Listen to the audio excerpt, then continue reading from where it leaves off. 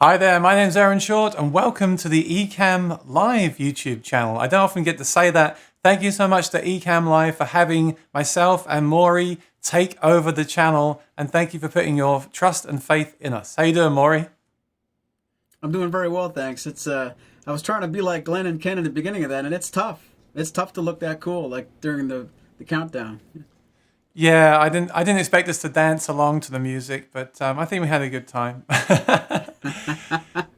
So Sorry. I want to welcome everyone in the chat. We've got 43 people watching. Thank you so much for joining us. If you've got any friends that are into guitars, music, and live streaming, do me a favor and share it with them so they can come and join us live in the chat. And also, someone said earlier it's very guitar focused. Well, we both play guitar and sing, but we're also going to talk about our cameras, our audio, noise gates, microphones, loads of things, not just guitar. I think even if you're not a musician, you'll get something out of this, what we're doing today. So please tell your friends to come and hang out with us and join us. So I've known Maury for several years, and we'd already discussed collaborating on some videos before 2020 happened. So that was about to happen, and then 2020 did happen. And so Maury is he's a Martin guitar dealer, and I'm a performing musician, and Maury is also a performing musician as well. And I remember as soon as lockdown happened, we wanted to do something. We wanted to stream, and we both started to stream.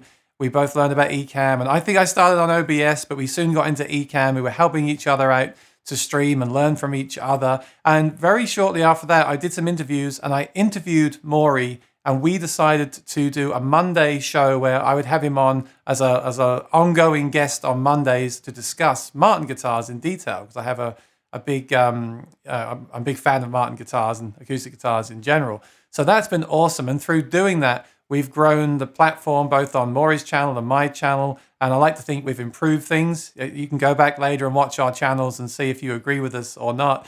But we both have our own shows, and every Monday at 4 p.m. EST, we do that show together. And we're going to talk about that later on. But Maury, how have you found this whole experience? How has Ecamm been for you, both for your business and as a musician? Well, it's pretty unique. It was as soon as we went into lockdown, I recognized that we need to do something online to stay viable and stay on somebody's radar. We don't want to be the kind of store that's completely and all the time advertising sales or buy this, buy this, buy this. We'd rather just be don't forget about us, but we're not trying to be in sales mode. We want to be in education mode and staying connected with our customers. And I remember I got the idea I should do something where maybe once a week I'll just use my iPhone, or I'll use my DSLR. I'll do maybe a half an hour of showing people what the inventory is here, not necessarily new arrivals, but what I have on the shelf. And as soon as I did the first episode, I realized it was an idea that I wanted to continue to do. And I think it was Diana Gladney. I was, if you're like me, Aaron, and I know you are in this respect, I was online on YouTube, on Facebook, on the internet all the time trying to figure out how to do this the right way. As soon as I saw Diana's recommendation for Ecamm Live, I immediately had to do it. There was no question. I don't mean to sound, like I'm pandering to the audience here. As soon as I recognized what Ecamm Live could do with my Mac, it was just immediate. I had tried OBS for a couple of days. Awful experience. Some of that could have been user operator error. I'm not, I know a lot of people love OBS, so it could have been me or my gear or my not knowing how to use it, but that's a telltale thing I need to bring up. I was brand new to streaming, had a terrible experience trying to stream until I found Ecamm, and as soon as I found Ecamm, I immediately did the 14-day trial. I think on day 2, I went home and told Lori, who also owns Maury's Music with me, and I said, "We've got to do this. This has to be what I use."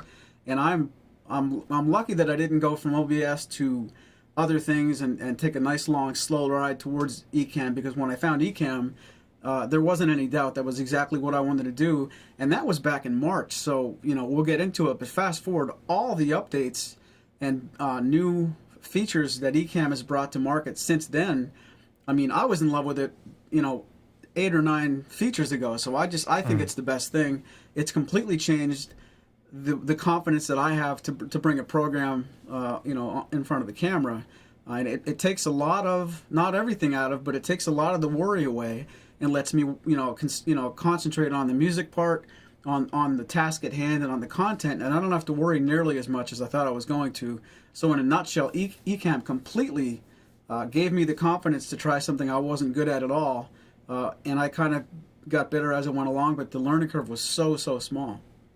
I totally agree. And to be fair to OBS, it's a free program. It was great, but I love the interface I've got here for Ecamm, and it's getting better all the time. A big feature we'll talk about later is the interview mode, which really changed the game for us in the way that we take turns to play on the camera. It's absolutely awesome. So having said that, let's just show what the schedule is for today. So that's our introduction. We're going to look in detail at Maury's rig because we both had different challenges. Maury is in a basement there in a store with not too much noise around. I'm in an apartment in Queens in New York. So we both have very different challenges with what we're doing. So we're going to look really into depth into Maury's rig and then mine. We'll take questions as we go on each rig and address them as we go there. Then we're going to talk about musicians mode, which is part of interview mode, which is really, really important if you're doing a stream where you're each taking turns to play. This is quite a game changer that we were so happy to see become a part of Ecamm Live. I think it's a very unique feature. Well, I think some of the other platforms have it, but I love the way Ecamm have done this and also the way they've taken our feedback with it as well. It's been awesome the way they've developed that. Then we're going to talk about how we plan, prepare, and perform for a show, because that's a huge part of live streaming, right? Is how you get all your rehearsals and planning done. And we're going to talk a bit about things that can go wrong as well. And we'll share some things that have happened with us, specifically about the audio that can go wrong. Then we'll talk about what's next, what we want to see happen in the future, both from Ecamm and streaming in general and our personal goals. Then we'll take any final questions before we play some songs to finish up, because at the end of the day, we are here to play music, right? I see loads of people in the chat. It's fantastic. We really appreciate you being here and helping us do this and support us. I'm going to try to get to all your questions, but there's going to be a lot of questions here. So I'll try to write down some of them while Maury's talking, and I'll have some of my own as well. And then if I do miss any, feel free to put them in there again. If I miss the question, I'm happy to read it out. Okay, we're going to be here for probably a couple of hours, so get comfortable. And thank you for being here. Without the people in the chat, the live stream, as you know, as streamers yourselves, is just not the same. So I'm going to hand over to Maury to really go through the microphones, the equipment, and give the full backstage tour of his streaming setup. Take it away, my friend. All right, and I want to echo what Aaron said. This program makes no sense at all without you guys watching, so please know how grateful we are to be, first of all, anybody to give us the keys to any YouTube channel is a lot of, it takes a lot of nerves, so thank you very much, Ecamm. We're going to try not to wreck the place, and I'm honored to be involved. So thank you, Aaron. Thank you, everybody at Ecamm, and most especially, thank you guys for watching. What I'm going to do is go in detail with what works for me, and you'll hear Aaron and I say the same thing. As you guys probably know, this is not how to do it cut and dry. This is what's been working for us. And, I'll segue into the interview part as it makes sense, but you need to know that Ecamm really makes everything that you're going to see here, maybe it will or maybe it won't look a little bit daunting to you, but Ecamm is the reason that this makes sense to me, because if you would have asked me to do this back in March without Ecamm's help, even though I know how to do this now, I probably wouldn't have started it. So thank you very much, Ecamm. I'm going to switch my camera, and I'm going to try to remember everything I'm doing. If I show you something and I forget to explain the details of it, please know that, number one, I'm going to try to recap this when it's all over, and you could always email me, Maury at maurysmusic.com, if you gain something from this tutorial, but something wasn't completely clear. I certainly will clear anything up I can after the fact. So I'm going to use my iPad Pro and the Stream Deck mobile app to change from the scene you're seeing here, which is just the camera, to something I call EpoCam. And I want to thank Luria Petrucci from Live Streaming Pros for connecting me with that. So now I'm basically showing you my room, and I'll back up so you can get a better look. And Aaron was laughing, but I did clean up a little bit. This is what the room looks like when it is clean. I don't need to hear any, I don't need any judgment. This is as clean as I'm going to get. But if I take a step back, and forgive me, I'm walking away from the microphones too, so I'll talk a little bit louder. The nuts and bolts of this setup, I've got two LED lights. I've got a Rode NTG microphone in the air. That's a condenser shotgun. My camera is a Canon EOS M50. The original, not the better one. I bought this about a year ago. Just give you a look over here. Please let me know if you can't hear me. I'll talk louder. Got a 27-inch iMac. I believe it's a 2015. I've got an older MacBook Air that's only doing audio, and I'll get into that as well. The other microphone here is the Rode NT5. They're both aimed at the 12th fret of the guitar. As I said, my iPad is the iPad Pro, a couple years old, but it's running the Stream Deck mobile app. Over here I have my mouse out of the way. I do have to get into that from time to time to get back on scenes that aren't programmed in the Mac. If you're a guitar player, you need your picks. If you're a singer, you need your cough drops. Hidden out of the way is my HVAC and the keyboard that I really shouldn't have to use unless something really goes squirrely. Tucked out of sight, I've got a 3-button USB foot switch that lets me wheel between scenes. And then hidden on the ground down here is my Behringer digital mixer with a couple of spare microphones, and I've got a little lavalier microphone plugged in. The break glass in case of emergency kind of thing. Up here I've got an old iPhone 6S. Some of you guys are too young to know the iPhone 6S. That's running the Stream Deck app on my MacBook Air, which is running the audio going into Ecamm, and I promise I will give details there. And at the very back here we have just one of those little LED lights, is a hair light aimed right above my shoulders. Excuse me. And maybe the most important of all, this is what that smoke is when you see us on camera. This is just humidity. We're a Martin guitar dealer and we've got to keep everything nice and humid. So I'm going to go slow and I'm going to see if I can cover everything. What we're doing here is, when I'm on the program with Aaron, I'm doing one of two things. I'm either talking or I'm playing guitar. When I'm talking, what I would like to happen is have a nice clear signal of audio that has no effects on it, maybe a little bit of compression and a little bit of a noise gate.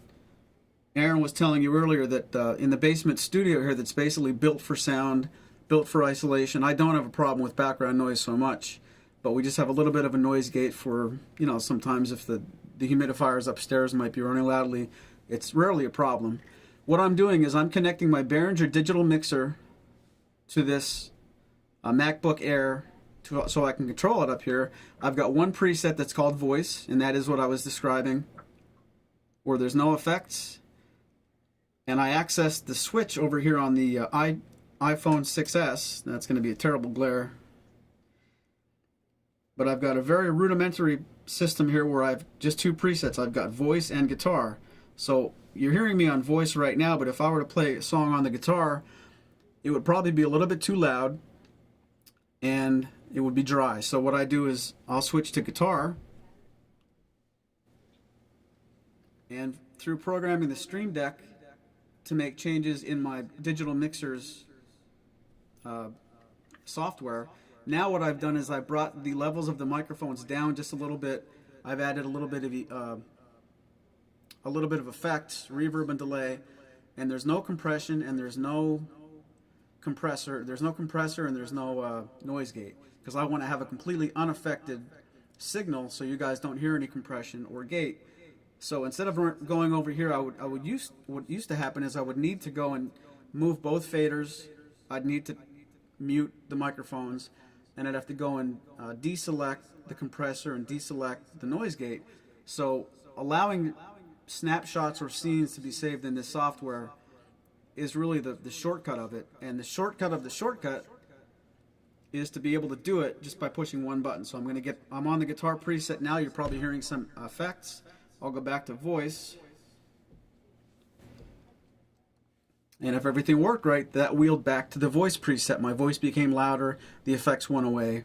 Not to belabor the point, but when I'm speaking with Aaron and quickly want to play a song, that does take too much time to go in and do without a shortcut. So that's what you're looking at there on the MacBook Air. As far as the program, I have Ecamm Live running. You're going to see the infinity effect there. My apologies. What I'm looking at on my iMac monitor is the program, and then my preference is to be able to look at the sound levels, to be able to look at my Canon EOS utility to make sure I have the right ISO, the right shutter speed, that sort of thing. And then I have Stream Deck open, so my Stream Deck mobile app on the iPad can work. So that's everything that I've got on the iMac, and it's missing a lot because most of the stuff I do have is coming from the 46-inch TV that's right in front of my face. And there I'm able to look at the Chrome Ecamm Live interview window. You'll see I'm looking at I'm using the opportunity to look at the chat. And on that TV, on that monitor, I can see my scenes, my overlays. Comments and reactions is in the top right there. If it was my show, I would bring comments and reactions over here where Chrome is. So since I'm not hosting this show, that's not used today, but that's normally where that would sit. I wouldn't be a guest with Aaron through Chrome. I'd be the one on camera watching your comments directly. So that would fill this part of the screen. And then I'm also able to see the interview window. I have a clock, and then the sound effects, and last but not least, the scenes. So typically on a Monday when I'm speaking with Aaron, I can look straight ahead. I can certainly look at the chat with him because of interview mode, and that's when I'm Aaron's guest and I'm not showing anybody what these screens look like. That's all I really need to have there, because as long as I can see the chat and I can see my sound levels, I don't need really to see scenes. That's on Aaron's side. I don't need to see overlays. I don't need to see the interview mode. Technically, what you're seeing here in my example right now is more than I would need on the show with Aaron, but it's certainly worth showing, because when I'm doing my own show, I might change to different scenes. I might show somebody a guitar, and that would be something I can access from the iPad. Maybe I'll show them another guitar. And anybody watching this program is probably more versed in Stream Deck than I am, so I don't mean to cut that part of it short. If you want more information on Stream Deck, I'm happy to speak with you later in this broadcast. Or it's a little hard to know how deep to dive into this pool. If you guys want to talk more about the specifics of that, it's certainly a good conversation to have. But I'm using my iPad as a Stream Deck instead of buying the Stream Deck itself. I already have the iPad. I think the iPad's got an opportunity to be a lot bigger. I only have to wheel between 15 giant boxes instead of 15 small boxes or 32 boxes. So this is what I really prefer to do. I'll have my lighting is already set up. Camera stays in place. The microphones stay in place. It's just a matter of me getting down here and bringing the iPad out and bringing the MacBook Air. If I wasn't going to do anything where I needed to both play guitar with effects and speak without effects, I really wouldn't need the mixer near me at all. It could just be on the floor. And if I didn't mind taking the time, I could get rid of the Stream Deck on the iPhone 6, and I really could go over here to the computer. I could use the trackpad, and I can change to the guitar preset without using the iPad or the iPhone. But man, this is just so much easier. Yeah, and in fairness, it's if we can take away a couple of seconds of me being distracted and looking away, and we stay on camera, we think that's a more professional product. So in summary, I've got a couple of LED lights. I've got a couple of mics in stereo. I have the Canon M50. My confidence monitor is the iMac, where I also like to look at the sound levels. I get to view the broadcast on a TV screen right in front of me, so hopefully when I'm not looking right in your eyes, I'm only looking down a little bit, and that's back when I started this program, I used to do a lot of this, and hopefully that's taking some of that away. And really, besides that, and having the iPad Pro at my fingertips to make sure I can change scenes there with my own show. Sorry, Maury. I'm sorry to interrupt you. We can't see what you're showing on the phone right now. We just see the guitars and you. Oh, I'm sorry. Sorry about that. See, when things go wrong, that's later in the broadcast. My apologies. Basically in front of me was the big 46-inch screen. The iMac is the confidence monitor.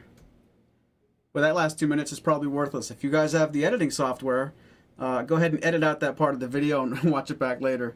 Down here we have the foot switch. Lets me wheel between scenes from my mixer and my spare microphones. Really, that's it. I trust Aaron's collecting some questions, and if I skipped over something that is worthy of a repeat, or if you'd like more information on anything I just said, besides me getting the camera angle wrong, as much as I've been doing this with Aaron every Monday since March, this is my first time using Epoch Cam. I'm going to blame that on the equipment, not me, but I'll go back to here. And that's, besides that last couple minutes, that's probably as detailed a look at my studio as you'll ever get. So it's really, I'm in a unique situation where I do have a good room devoted to sound.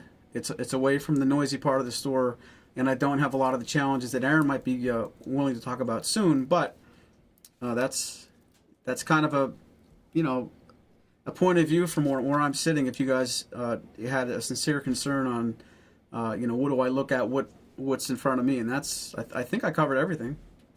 Well, first of all, you have a lot of stuff. I didn't realize you have that much stuff. Right? I mean, do you ever...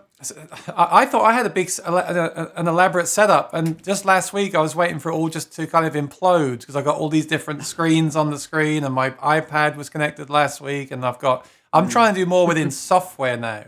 But there are some questions. You do have an elaborate setup, and it works well because when I watch your shows, I didn't think you had that much equipment. It just looks very smooth, and this is great. I love that we're doing this because we don't usually get to see the streamer's setup, do we? I was watching one yesterday. I think Live Streaming Pros yesterday had one on lighting, and he did a camera behind him, and I could see the lights. I thought, I could do my lighting like that and not like this. So I think this is really valuable, Maury. But we do have a few questions. If you've got any other questions, now is the time to ask them, specifically about what Maury just showed us. Let's focus on that for now, if that's okay. So Katie on keys, welcome. What are you using exactly for your digital mixer? What is that digital mixer? Can you explain that? Sure. It's the Behringer X Air. That comes in a few different flavors. There's an X, I think a 12, a 16, an 18, a 32. I've got the 18 channel version of an X Air mixer, and basically what it is, it's the XLR repository part of a regular mixer, and it just allows you to plug in all of your mics, but the mixer part of it, the faders aren't there. So I'll go back to this part of my screen. It allows you to plug in your microphones and then wirelessly connect to an iPad or a mixer. I should say an iPad or a laptop. So it's the Behringer X Air 18, and I have that wirelessly connected to a MacBook Air. That's basically the part that would be on the mixer in real life is in software now. So it's the X Air 18. Awesome. And a similar question was from Paddywhack Arts. He says, if we don't have a hardware mixer to hand, could Maury do the same thing with the sound chain using Logic or similar, dealing with the processing? Well, actually, that's how I'm going to do it. So if you hang around a little bit, you'll see I'm doing exactly that, Paddywhack Arts. So stick around. That'll be the next part. Yeah, that's awesome. I love that. Now, a question I've just came to mind for me. You've got a lot of wireless stuff there. Do you have any issues with wireless connectivity? And is this something that we should be wary of with all this Wi-Fi mixers and cameras and things? Can I tell you the truth? Because this is probably the day to talk about it. We want the absolute truth today. This is a warts and all a video. All right. Let this be a lesson to you guys because I learned my lesson yesterday, and I genuinely have taken a lot of time. Get off of that for now. A lot of time trying to figure out what am I doing, how could I do it better, how could I do it more reliably. So in my mind, and let us know in the chat if you think I'm crazy, anything that's connected by Wi-Fi is this, I don't know, this comfortable, this reliable. And when you connect it with a wire, it's so much more reliable. It's so much stronger. It's, you name it, Ethernet's better than Wi-Fi, right? So I go and take the time to drive to Best Buy curbside pickup, and I got myself an adapter that lets me connect my MacBook Air to my mixer with a cable. Worked perfectly for 2 hours. I joined Aaron on Monday's program. It lost connection 17 or 18 times in an hour and a half. And I ended up, Aaron and I talk after the show, and I sent him a bunch of disgruntled emojis, and I want to break something. You take that much time to convert from Wi-Fi to cable. Long story short of it is, Wi-Fi has been fine. I do have the internet connected to my Mac with an Ethernet cable, so I don't want to confuse you guys. Getting my information out of the building here to the internet is a hardwired Ethernet connection, but everything else in this room that you saw was Wi-Fi, has been completely rock solid. I downloaded EpoCam yesterday. I thought today was the day to try it because I wanted to be able to put my phone on a gimbal. I didn't want to have a cable. That maybe today wasn't the right day to see if that's going to be reliable or not, but I'm going to watch other people that have success. Yeah, the Wi-Fi has been great, and the time I had the most trouble was with an Ethernet cable to my mixer, and that could be a Behringer problem.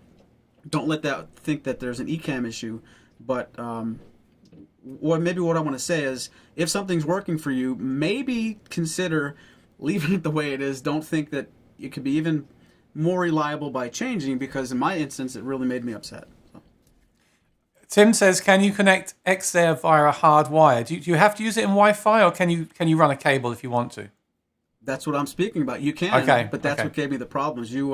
And believe me, I might dig deeper into that later this week and find out what can be changed in settings that enable that to be a happier experience. But yes, you can, and I don't ever want to do it again. So it's per specific situation, but yes, you can. So are you running that hardwired today?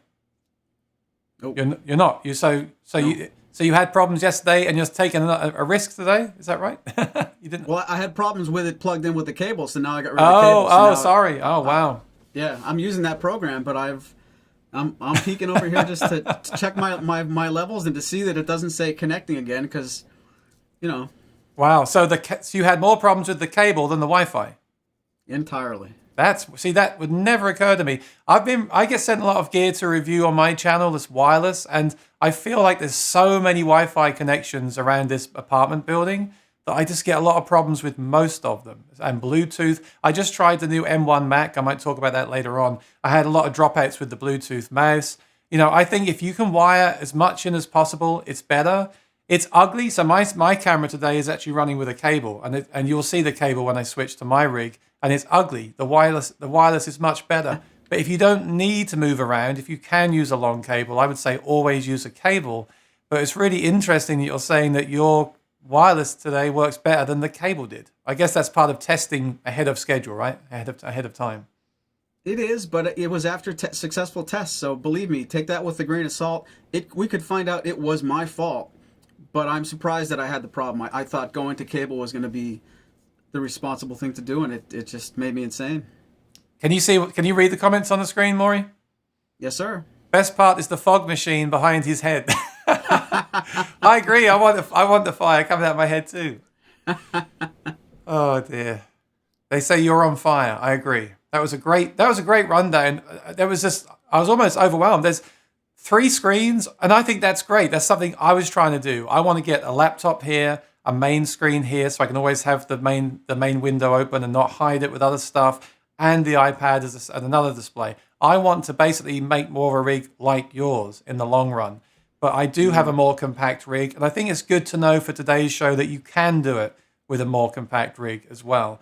But I think the lesson that I've learned recently, and what I realize hearing you speak about as well, is that I'm learning all the time. I've actually learned a bunch of stuff just preparing for today's show. And no, because I wanted to do a good job. Like, we're in the community and we want people to like what we're doing. Of course, no one's perfect. We're all learning all the time, which is the great thing about the community around Ecamm.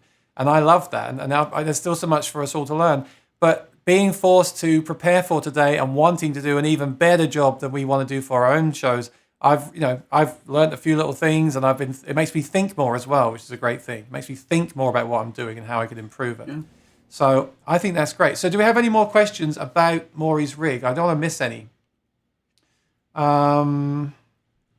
got loads of people are talking about that Behringer mixer, and I think it's great. I think it's great you can control it from the screen. I think it's great that the fact it's got a noise gate, and I'm going to talk a lot about noise gates in my segment. I think it's really important for some people to have that. Here's a question. I do have the XR18. I've started using it with Ecamm Live. However, it seems the signal going into Ecamm is mono. Now, this is a good question. Thanks for that. Because I know Maury streams in stereo and I stream in mono. And I'd like to stream in stereo because I feel like if you're going to live stream and people are listening at home with headphones on, you can get the full benefit of stereo, which you might not get at a live gig. At a live gig, it's not always worth being in stereo with PA speakers. But can you tell us, Maury, about how you stream in stereo? Because that's something I'd like to do in the future as well. Sure, and I want to piggyback on what you were saying too. If anybody's going to ask the question, I'll get it out of the way. The reason I'm using the XR18 completely ties into the fact that we're all trapped. We can't get out and do the real world stuff. That's something I had for my band. So I'm using gear in every case here except the TV. I'm using things my band I would use out live at a regular gig. So with the caveat, there might be better things to do or better gear to use for live streaming, but I'm trying to incorporate things I've already purchased, and now they're sitting in in my store where I would normally take them out. So that's why I have the XR18. But the XR18, the Behringer, the hard, the actual unit where you plug the microphones into, gives you a USB out connection to the iMac. So I'm taking the signal USB out of the mixer into the computer, and it's simply a routing situation where you can tell the software where do the inputs go, where do the outputs go, and in my case, both left and right outputs go USB out, and in Ecamm, unless I misunderstood anything, it just automatically recognizes it as stereo.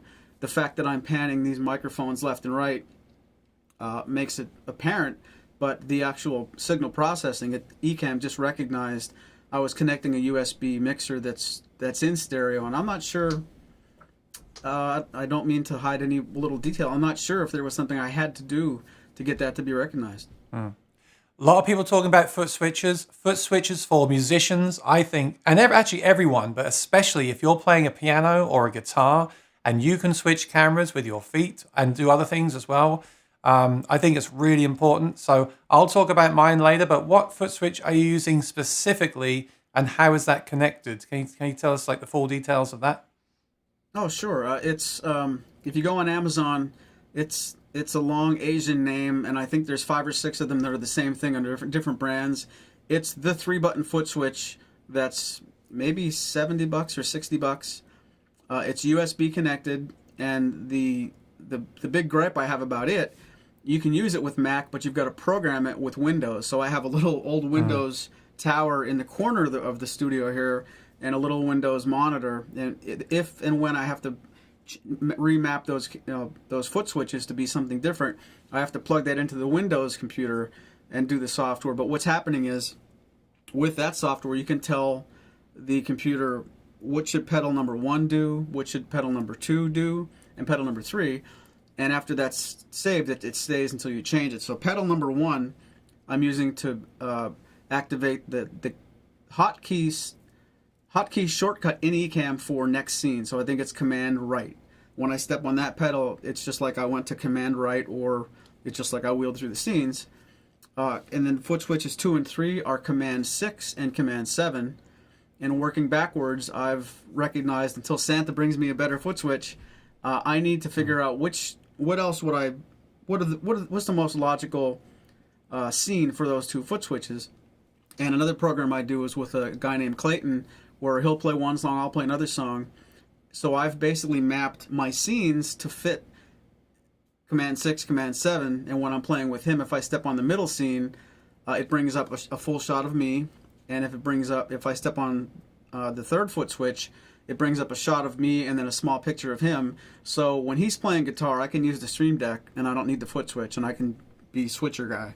When I'm playing guitar, I want the ability sometimes to cut to him, so I'll step on show him or not show him, and I won't have to reach, and it won't be one whole song of me just playing guitar with nothing changing. So that's sort of why I did that. And then I'll be on a conversation with Aaron, and I'll see the 8-button MIDI foot switches he has, because the other 6-button USB foot switch he has isn't that great, and they're the ones that I want, but that's how I'm using mine, you know. Ecamm said there's a setting inside Ecamm's live preferences that allows you to separate your audio into left and right. That's good to know. And also, they're adding new features all the time. I do love companies that keep adding new features, which is awesome. And they've just added the feature where you can also record your audio tracks separately, so you can then mix them at the end or take them out. I think that I don't know if I would use that right now, but I just love having the option to use it. I think that's really cool. Lots of talk about mixers. I think I'll cover mixers in my segment because I've done a lot of research on it for myself. So I think I'll talk about that then. I think I asked all the questions for Maury's segment, so that's awesome. And again, we don't want to miss anyone out. So if you do have anything specific and you want to get really into detail with, then please either comment on this video at the end or feel free to send Maury an email directly as well. That'd be awesome. Okay. Are you ready for the next segment, which is going to be Aaron's rig? That's me. Are you ready for this, Maury? I'm not. I'm all in. I want to see it, but I'm not going to tell you that I'm ready. I'm already overwhelmed. I know you. Aha! Look at this. I've given away the secret of my... All right, I'm just going to mute you just so you know, and I'm going to talk about this stuff I have here. Please make note of any questions you can think of, Maury, as well, to ask me at the end. I don't want to miss anything. Okay. All right, so I've had this iMac since 2015, and it's been really, really awesome. It's been so good to me, and I do want to upgrade it because it does have quite a loud fan, and I'm hoping to upgrade it sooner rather than later. But I have to say it's been fantastic, and it runs Ecamm really well, even for a 2015. Now, I'm not sure where to start. I've got so much stuff here. I want to start with the core things. I mean, this camera has been awesome. This is the Sony a7 III.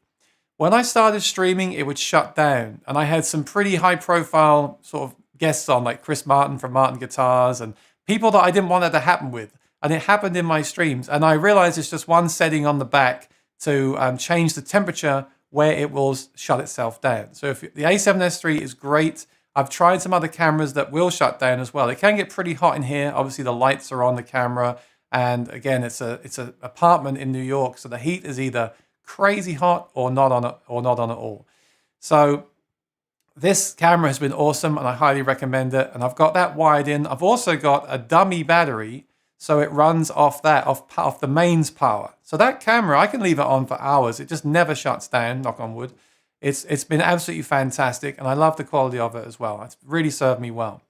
The next thing is the sound, of course. Now, I want to talk about microphones. What are you going to do for a microphone? I actually have a shotgun mic, which is right here, and it's just like a hand width from my face. Okay, I wanted a shotgun mic because when I'm on the screen like this, I didn't want to have anything in the screen. Okay, I used to have a microphone here. I didn't want that kind of blocking my face, even though it was a very nice mic and very good quality. I tried the lav mics on my shirt. I didn't like the way it would pull my shirt down. I didn't like the way it would rustle against my shirt, especially for my produced videos as well. I wanted a mic that you couldn't see. The only problem is, this is a Sennheiser. I'll put the exact model number in the description at the end, but it's the really industry standard Sennheiser. If you know about mics, I'm sure you know what it is. It's great, but it's really, really, really sensitive. And of course, what you're going to get here is the fan noise from the computer, which if you're using a Intel Mac, you know all about, right? You're also going to get the neighbors. It's so sensitive that you'll hear the neighbor's TV in these headphones that you wouldn't normally hear in the room, maybe. It's that sensitive. So that's why I'm going to talk about noise gates. I think for someone in this situation, a noise gate is really important. And a lot of mixers that I've looked at do not have a noise gate built in. I found one by Line 6, which is an older mixer, and I was running into that just for the noise gate, and it was awesome. I then realized that I have Logic on here, and actually one of our friends in the community just a week or two ago told me about Loopback, which I'm now using to send my audio straight into the interface. I'll just show you the interface on the screen again. So this mic is plugged into this interface here. Of course, I have the water and the coffee, as we all need to have for our live streams, right? Most important thing. This interface is awesome. I love it simply because it fits under the desk, and I can plug the mic straight into input 1. I've got a nice hot signal there. Obviously, I've got these speakers turned off or turned down. You do not want the sound to come out of your main speakers while you're streaming. I'm sure you know that. And I've got the headphone control here. One thing about headphones, even though these headphones are in-ears, don't have them too loud, I still find that the sound can seep through even with in-ear headphones. Try to keep it, I'm probably too loud today. Try to keep it kind of the volume that you need it to be and no more, so you don't get any echo whatsoever. So actually, I've got to say, a really good thing about streaming is I'm now a fan of in-ear monitors. I could never play guitar with in-ear monitors before or sing with them. And now I use them for all my streams, all my videos. I use them pretty much all the time. I love playing now through in-ear monitors. It's really changed me as a musician. And even when I go and play real gigs again one day, I think I might try to use in-ear monitors. It's a weird feeling to get used to in-ear monitors. You feel like you're talking in a fish tank, but it's a nice feeling when you get used to it, in my opinion. It took me a few months, though, to get used to that. Now, don't be fooled. This iPad isn't doing much. One day I'll use it as an extra screen because I'd love to have this main window on its own screen or on a laptop so I can always see what I'm doing on that center screen here. The phone is just charging. I'll use it to text Maury if there's something urgent or check an email while I'm streaming, but they're not really doing much. Everything really is contained within the iMac and this interface, which I think is really, really awesome. Now, someone said about the mixer. So yes, I've looked at so many interfaces that are awesome, but they do not have a noise gate. And I think it's something that these companies are going to have to change for 2020. It's really annoying. So what I'm going to do is I'm going to show you my screen. I'm going to go to my screen here. Give me 1 second. So what I'm doing is I'm using Logic Pro. And hang on, just going to put onto desktop this one here. Okay, this is Logic Pro. Now, let's make sure you can see it all. What I'm doing is, see, this is the problem. I have all my overlays on the screen right now. I have to keep moving them around. That's why I want a separate monitor pretty soon. Right, so you can see that. So in input 1 here, I have the mic. And again, I've set the level so it's nice and healthy and it's going in there. If you're listening with headphones, turn them up. You can hear it's a pretty good sound. I hope you can understand my British accent, but it's a good sound, right? I want to show you what I'm doing to the sound to make it sound like that. So what I've done is I'm using something by Line 6. Line 6 make a guitar processor called the Line 6 Helix. It's a mighty fine device, but I actually love using it on vocals, maybe even more than I do on guitar, which is quite funny. But this is it right here. This is Helix Native. Now, let's make sure you can see that. So I'm actually processing the sound in Logic. Now, you don't have to use Helix Native. You could use any guitar plugin or just the plugins in Native. Also, if you have something like an Apollo interface or the Babyface interface, they come with their own mixers, which will have this. The Babyface interface is awesome. I want to get one of those for iPad use. But actually it doesn't have a noise gate still, which I think is absolutely ridiculous. Because let me show you what this noise gate is doing. Now listen very carefully, because you might not think this is too bad. But the noise gate is here. It's a very simple one. It's got a 500 millisecond decay and a 30 dB threshold. So if I turn this off, it's going to let all the sound through that you would just have from the mic plugged straight into the interface. So listen carefully. I'm not going to talk, and see if you can hear this noise.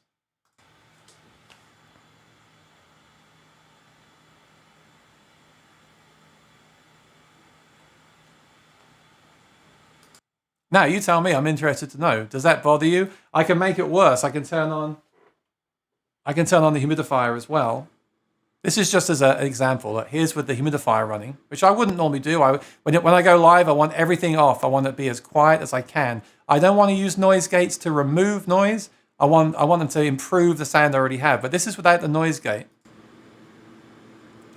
Now that might not bother you, but it kind of bothers me. And if you've got this noise and the guest has this noise, and if the noise gets worse, if your computer fan spins up even more, I just think this noise gate, it just adds another level of professionalism, in my opinion. So let me know what you think in the chat about that. I think it's awesome, and I think people in noisy environments can really benefit from this noise gate.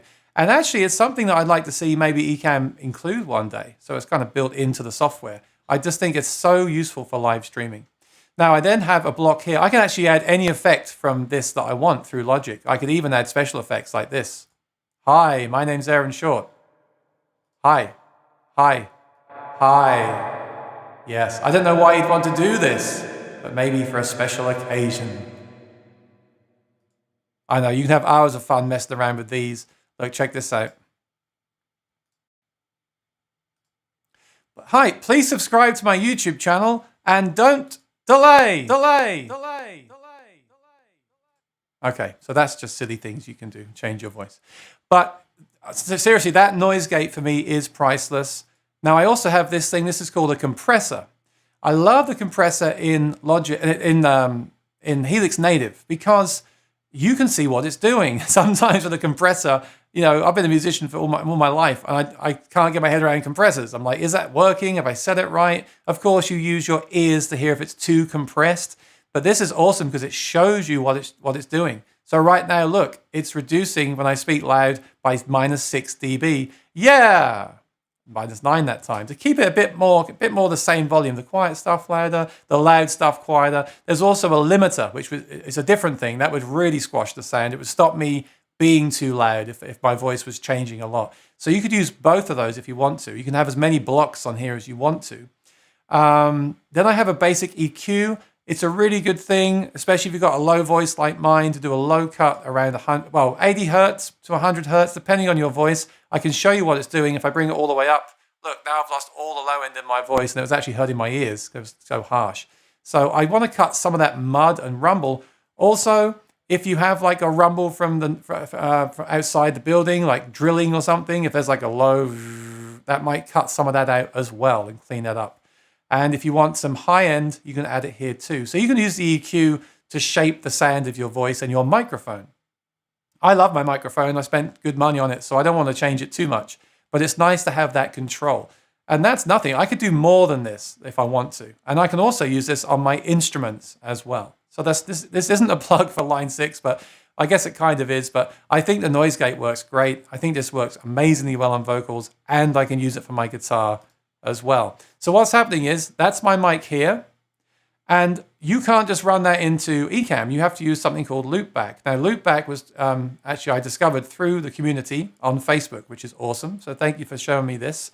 I was extremely scared of using this software, and I still am, but it's fine. It's not that hard to use. It's just crazy how much we're learning all the time, isn't it? But look, this is what I've done on here. Logic Pro is going in, makes total sense. It's not muted, of course, 100%, and it's going into channels 1 and 2. And that's what you're hearing. Then in Ecamm, for my input, I'm selecting loopback audio. So anything going through loopback is coming through there. And I've also done things like I've turned off the hardware monitoring in my interface, so I don't hear that echo. So I'm just hearing from Logic. There is a slight latency, but not enough to bother me. Now, this all costs money, of course. Loopback costs money, about $100. I think it's worth it. And of course, Logic will also cost money as well. And the plugin that I'm using from Line 6. That's why I'd love to see one day this stuff built into Ecamm eventually. But like I said, I also use it for playing my guitar. And when I play at the end, I'll be playing my guitar in as well. The thing about Maury and I is Maury plays through microphones because he's demoing guitars that he's selling. And I tend to play directly in so I can use loop pedals and things like that. So we have a different approach. Now, having said that, I do love playing through a mic. There's nothing like it. And there's something we can do when we live stream, which is awesome. But if you want to use effects, loop pedals and stuff like that, then it's really great to have a direct solution. And I use the LR Baggs Voice Print DI. That's what I'm using today to make my guitar sound more like a microphone. I'm not looking at all the chat messages because I want to focus on what I'm saying, but I see them all coming in. I hope they're all nice things, and I will answer the questions when I'm done. But I still have more to talk about, believe it or not. We're talking about foot controllers, and you may have seen this one. This is the air turn. This is cool. I like this. You charge it up with a cable, and it has a battery life of like 100 hours, and you program these 4 foot switches. And this works with Ecamm Live. So we can have scene 1, scene 2 could be a different camera, like a close-up of my guitar. And then you could actually assign our sound effects here as well. So this could be the round of applause, and this could be the boo and the hiss. Just kidding. But this is a good device. It's like just over $100. It's a good thing if you want just 4 switches. They also do a 2-switch version. I think this is cool. But just today, a pedal that I use from a company added keyboard functionality to this awesome pedal, and I want to show it today because it's so cool. This is nice because if you're a musician, you might need a MIDI controller. This is a fully fledged programmable MIDI controller, and they just added the ability to send keyboard commands. Now, this is so much better for me because what I can do, and I don't want to make it too complicated, but first of all, you've got 8 buttons with text, right? So this could say main camera, scene 1, scene 2, scene 3, scene 4. This could be 8 scenes. You then have another page you can page over with a 2-button press. That could be all your sound effects. Also, I mean, I think that's awesome. This is more expensive. This is like $400. Then again, we all spend a lot of money on our live streaming stuff, right? This is all stuff that you don't have to get. I think as a musician, you should think about this stuff because you need to be hands-free. You don't want to be leaning over to a mouse to click a button while you're streaming. You want to just press a button with your foot and have it seamlessly change around. This is cool because if you use MIDI as a musician for other stuff, you can send multiple commands. So imagine this. This is controlling the Helix plugin in Logic or a physical pedal. And I'm going to take a guitar solo because I'm looping some chords. I want to take a guitar solo. So I press on this switch, which I've called solo. Imagine this. It turns up the guitar and changes the EQ and adds the delay in Logic. At the same time, it switches to the camera that's on the fretboard. And actually, you can send other commands as well. Maybe it could change your lights or stuff like that. Or change the display on the screen. It could say solo, or the confetti could come down, or whatever you want to program. This switch can trigger multiple actions. And I think this is really cool for people that play solo and don't have someone helping them out. Because I don't want to keep reaching for the mouse. I want it to be as slick and seamless as possible. So they just added this today. This is the Morningstar MC8, and I think that's amazing. One cable to the computer will power this and send those keyboard commands, and I can also program it to work with Logic. So I could even, actually, I just thought, I have a physical pedal that I got from Maury, which he sells, which is a microphone mute that does this.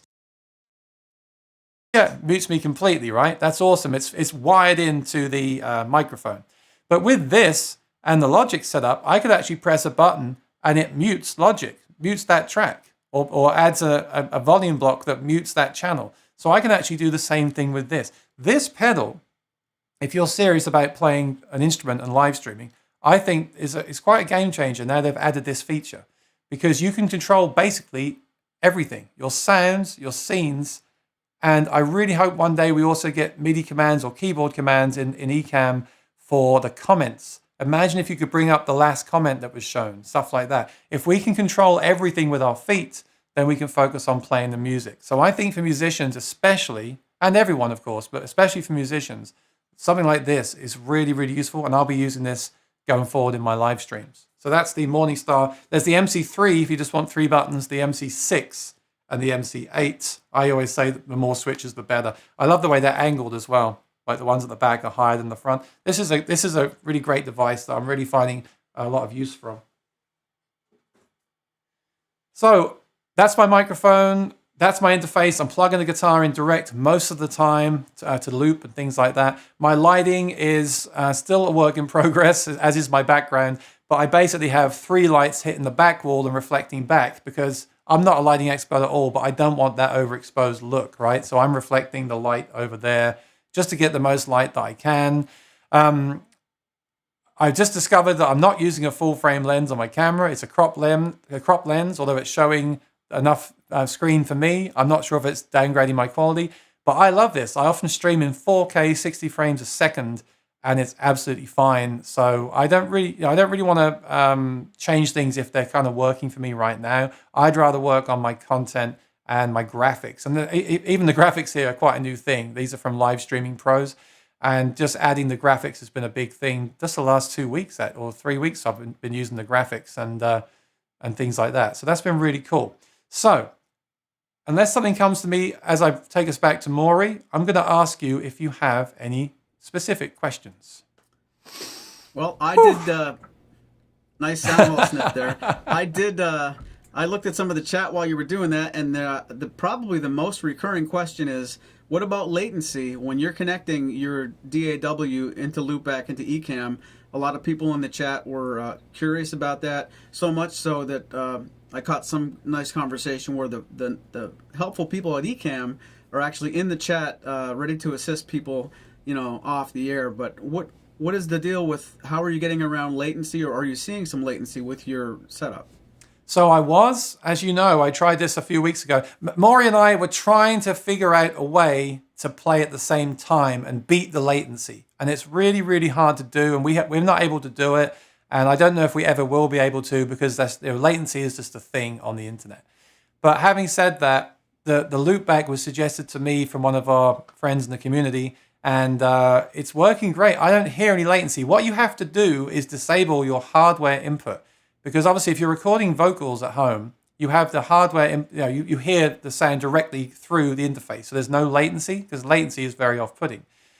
But when you do this, you have to turn that off so you don't get the echo. So yes, there is latency, but actually I'm finding there's not enough. I mean, I'm talking right now through Logic, right? My voice is going into the interface, into Logic, out of Logic, into Ecamm. And I mean, you tell me. I don't think I've got any more latency than usual. I can't hear it. I'm pretty good at hearing latency as well. And while I'm talking right now, I don't hear latency, even though I'm processing the sound in Logic and it's coming out. So I think that's really, really useful. And I think musicians that want reverb and stuff, I'm thinking rather than going out and buying a bunch of hardware mixers and things, maybe invest in Logic, which is quite affordable. We're all using Mac, obviously, right? So Logic is quite affordable. How about getting Logic and one of these pedals, and then using Logic to do all of your sound? Because then you have, I used the Helix Native because I'm a guitarist, but you've got free reverb in Logic. You've got reverb, you've got EQ, you've got delay, you've got all these things, right? Compression. So how about using Logic to send your sound into Ecamm to work around the fact we don't yet have EQ and noise gates in Ecamm. I know I keep saying that'd be a great thing to have. I think a lot of people just want to turn on the mic, hit noise gate, and go. And I do too. Don't get me wrong. I don't want to have a bunch of other stuff open. I also don't want to have a bunch of stuff in my room if I don't need it.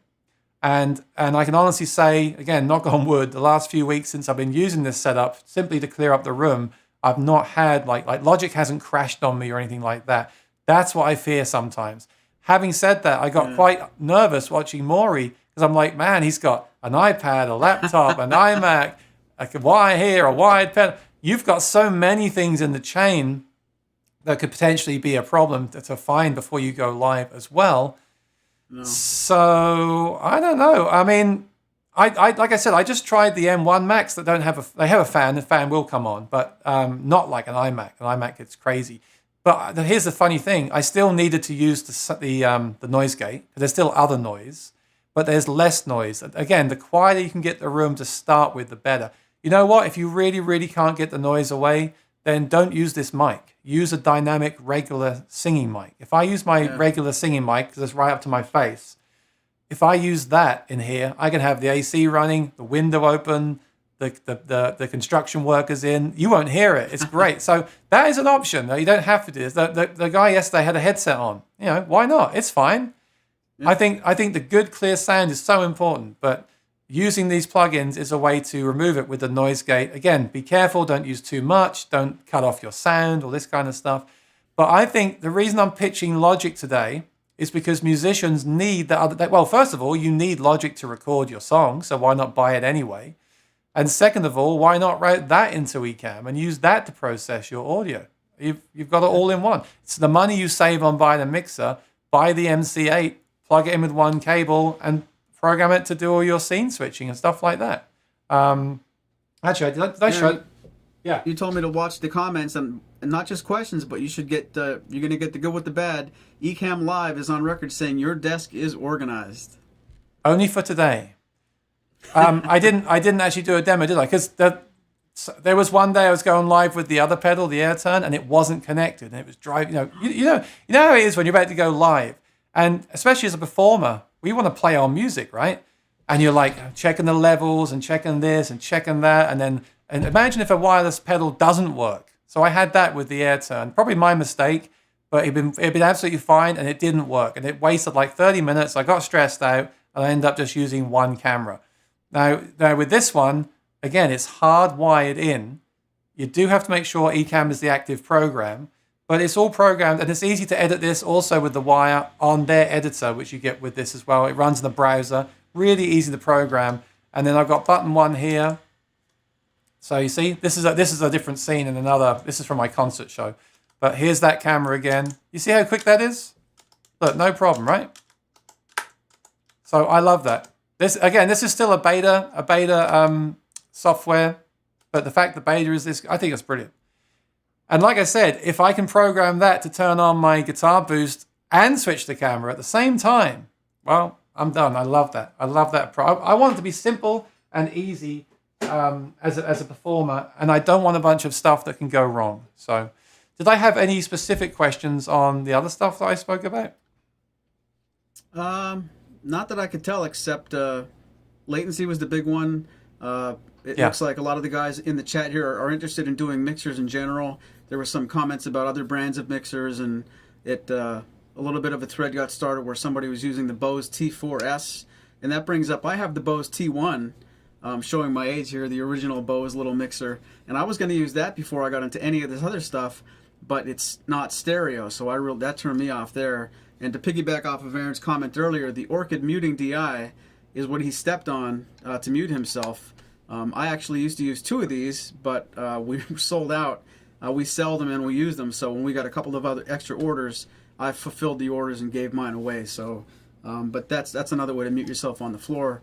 I'm going to have a ton of follow-up questions to Aaron after the program about that Morningstar foot switch. And Aaron, you made a good point about maybe get into Logic instead of investing money into a real mixer. My big hang-up with that big hiccup where the connecting my Ethernet to my mixer and everything failed on Monday really made me consider, shouldn't I go the other way and invest in a mixer that just sits right here and it works and it connects to Ecamm and you're not relying on Wi-Fi connection. And frankly, I'll spend the next 2 or 3 days on YouTube finding pros and cons for both. And I think people watching need to know, if you find something that does work for you, if you want to learn anything from my experiences, if it's working, don't be so in a rush to try to improve it or make it more rock solid, because unless you have the time, you might be playing with something that was working the way it was. And I'm trying to learn from my own mistake. Now that this stuff's working, resist the temptation to improve it all, and everybody's different, you know. That's one of my problems. I have different pedals that on my channel, I talk about different guitars, effects pedals and things. So I'm often changing my rig, and I feel like I'm relearning everything every week rather than improving all the time and then working from there. I saw these comments going by. Can I just skim through them before we move on? Please. Because there's some good stuff here. Josh says, does Ecamm have a noise gate? If not, can we request it? I think you should. I think you should request that. I think it would help a lot of people, and it was in OBS. So, I'm not here to, I don't want to sound like I'm complaining or being demanding here, but I think it'd be a great thing if there was some basic stuff built into Ecamm for people that don't want to go down the route of Logic and rerouting the audio. Having said that, I think as musicians, we can really use the tools that Logic has. So I think that should be a serious consideration. And then you're right, Johan said, how can we use it without latency? Well, loopback doesn't seem to have any latency. I can't hear any. And it seems normal to you, right, Maury? You don't see any like you said, weirdness? There's probably some there, but I don't necessarily see a situation where it's not matching up. Also, bear in mind the quality of your interface. I'm using the Focusrite, so I didn't tell you this. It's the Focusrite USB 4 pre-USB. Latest driver, everything. set your settings in Logic to be as low latency as possible. I think it says it's like 7 milliseconds. That sounds like a lot to me, actually, but again, I don't notice it. There are other interfaces, like if you're really serious, things like the Babyface Pro, which I'm hoping Santa will bring me this year because it works with iPad. That apparently has really low latency, like 2 milliseconds.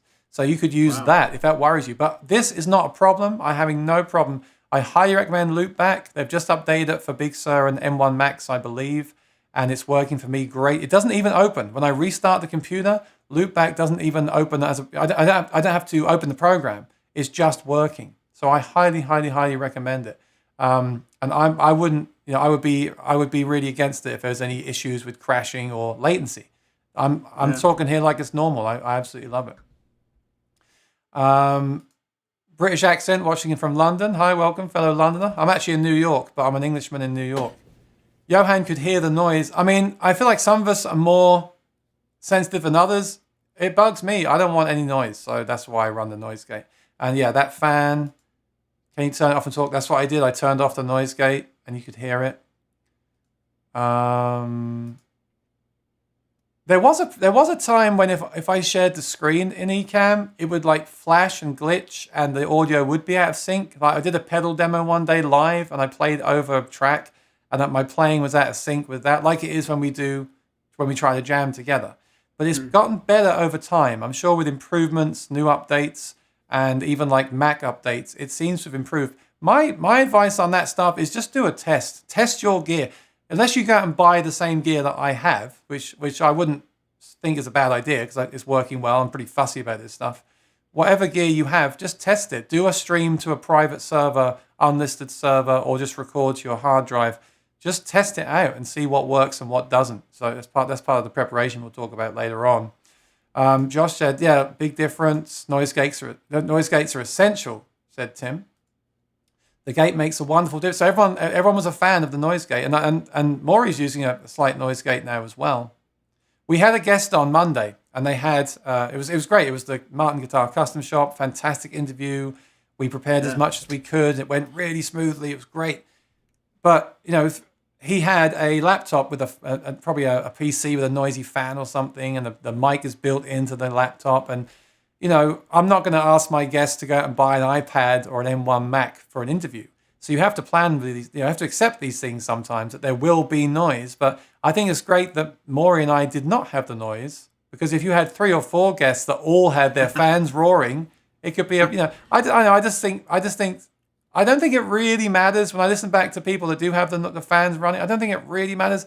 But for me, it just makes it more professional, and it makes me happier.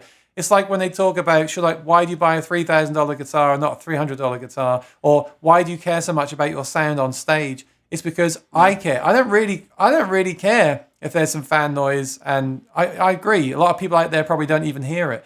But I hear it. What I'm hearing right now is just a slight fan from Maury's side. And that's it. And when I live stream, unless the neighbors are doing something particularly loud, I don't really hear anything. I think that makes me feel more relaxed. And that's a good thing. Tim said more compression. I don't want to sound too much like a radio presenter, but yeah, again, you can have more compression, limiters, EQs, all these things. Everyone's talking about latency. Yeah, I don't have a problem with latency. And they're saying the TS4 mixer has compression effects. Of course, things like the Go XLR and the Rodecaster Pro, they have these things built in. So that could be an option for some people. Then they're not cheap, and the reason I don't use those things is because, like the Rodecaster Pro doesn't have a guitar 1/4-inch jack in. You can use a preamp, but I just feel like I'm waiting for more of these companies to make more devices for streamers and musicians. I think it's going to happen soon because we're all doing it. But I still think that's a lot of money to spend when I already have Logic, and also I don't need more stuff on my desk. And desk space is a good thing. Brad said it seems like a lot of extra work running a DAW. See, I don't think so. I was worried too. I told Maury, I don't want Loopback running. I don't want Logic running. I just want to restart, open Ecamm, and go. And I still feel that way, but Loopback is just running all the time. It hasn't crashed again. It hasn't crashed. And Logic has been fine. I like I'm really honestly enjoying the additional power it's giving me and tweakability that it's giving me. So I haven't got to pull the pedal board out and play. I can even play electric guitar through that with the built-in simulations and things. Yeah. So I think I get your point, Brad, but I think personally it's definitely something worth considering. Excuse me, Aaron, to interrupt. Could I ask a follow-up question there? Yeah. We keep saying Logic. Would GarageBand be enough for some people that already have that for free? Maybe, but I don't use that. I haven't used that much, and I would feel confused. I get it. I understand. I understand why people don't want to use Logic because you've got to learn Logic. I guess my point is if you already use Logic, I haven't tried GarageBand. I guess if you're using it, then try it. There's no reason why it won't work the same way.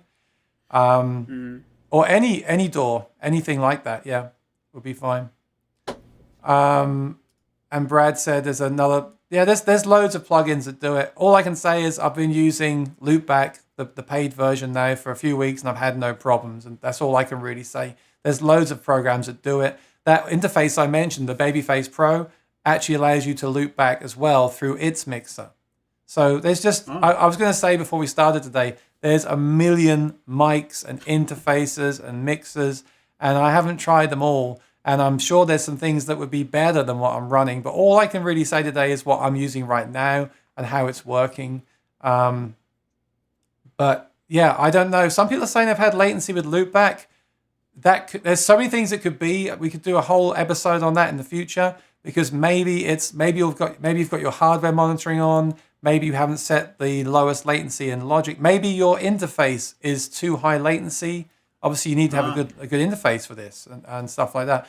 So I can't really surmise on that right now. But all I can say is this interface and loopback on this old 2015 iMac is great. Let me just hear the fan is kind of purring. It's not even that bad. So it's good. Maury, have you used the noise gate on the Behringer Air software? Assume it should be capable. So you're using the noise gate on your Behringer, right? I am, and admittingly, I don't have a lot of noise in here, so I wasn't very surgical about how much to do, but I do have that active.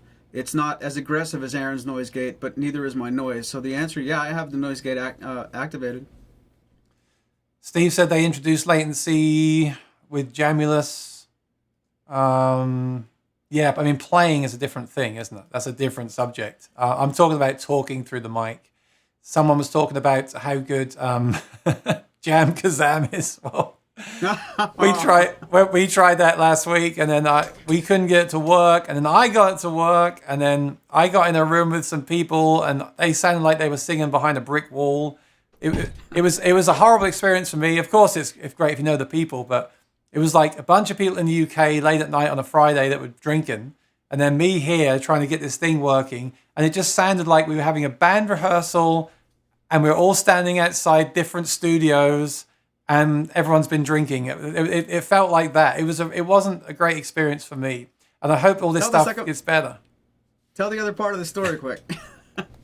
Oh, it was funny. So you have to think about the social side of all this as well. Of course, this is all social, right? Which is why it's great right now, because I'm not being social apart from this. But it was a guy that was sitting there kind of smoking, and then there was a British guy kind of mumbling to himself, and I was obviously saying, how do I do this? How do I instigate the jam? Can you hear me even? And then they all kind of left. And then I followed the guy into another jam room, and he was talking about me to the rest of the people. And I was in the room, and he was saying like, all right, guys, I was helping this guy. He's a noob. Oh, I had to get out of there. I mean, I sort of helped him, but I didn't want to be dealing with that. It's Friday night. And I'm like, yeah, I'm here. Thanks for your help. I appreciate it. No, he was fine. He was fine. But my point is that jamming stuff is so difficult because they cannot send the full quality audio down the line, and they're going to have to compress the sound and all this stuff. Look, if you've got a way to do it, please share it with us. It's something we're working on. We want to be able to do this, but for now, I'm not going to spend too much time on the whole jamming together thing because the latency thing is just difficult to deal with. Now, latency locally is not a problem with this setup. So let me see. Live Logic audio goes to my Apollo Twin. Voice directly generates forward. Yeah, again, I'd have to spend more time on your particular setup to know what's happening. And yes, always reach out to Ecamm support as well, because there might be something there. Does the Morningstar replace the Stream Deck.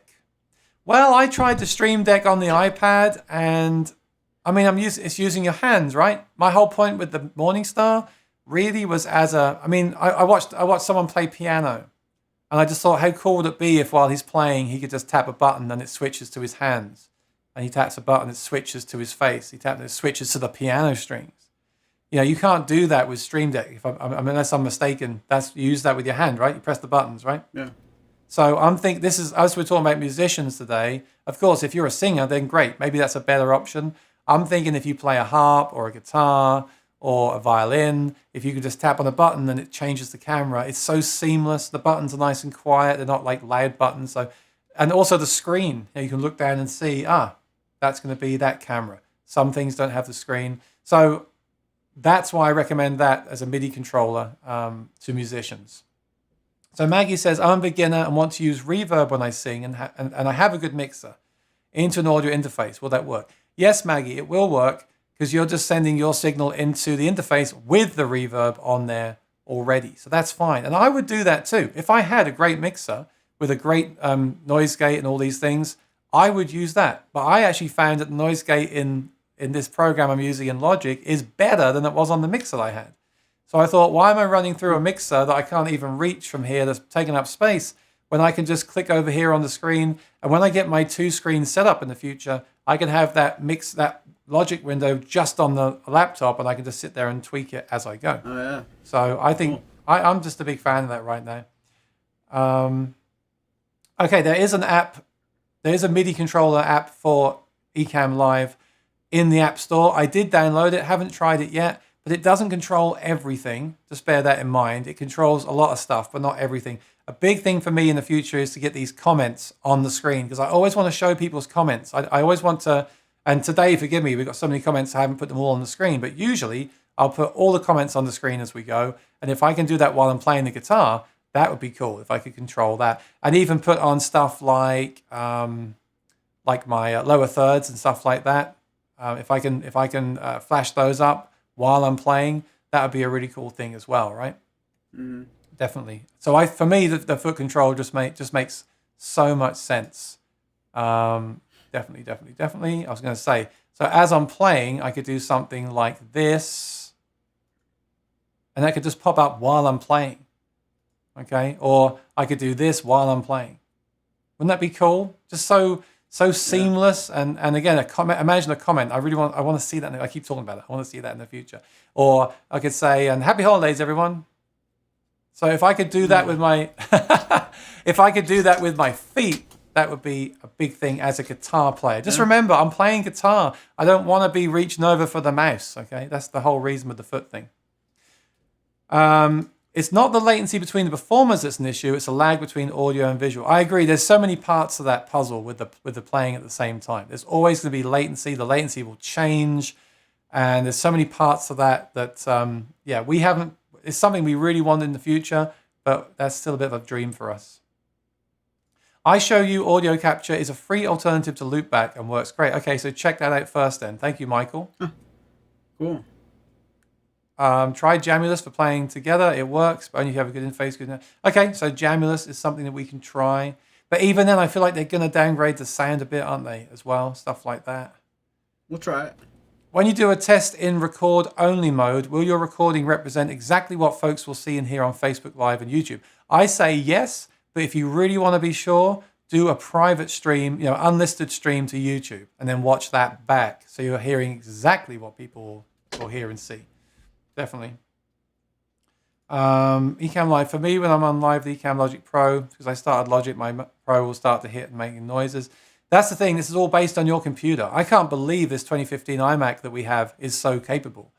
Like it continues to impress me. I love this computer. I want to get a new one, but it's been so good to me. It's fantastic. And I know, like, we're friends with Peter Gregg, and he often says to me, well, my 2017 would stutter, but he's running like 5 cameras in 4K. It really depends on what you're running as well. Michael said, I have Pro Tools. Yes, any DAW will work. You're just sending any sound to Ecamm. So any DAW will work to process. Jam Kazam, yep, I didn't have much luck with that. Again, it's all dependent on where the server is that you're joining and how the software works that day. A lot of fans of that Bose mixer.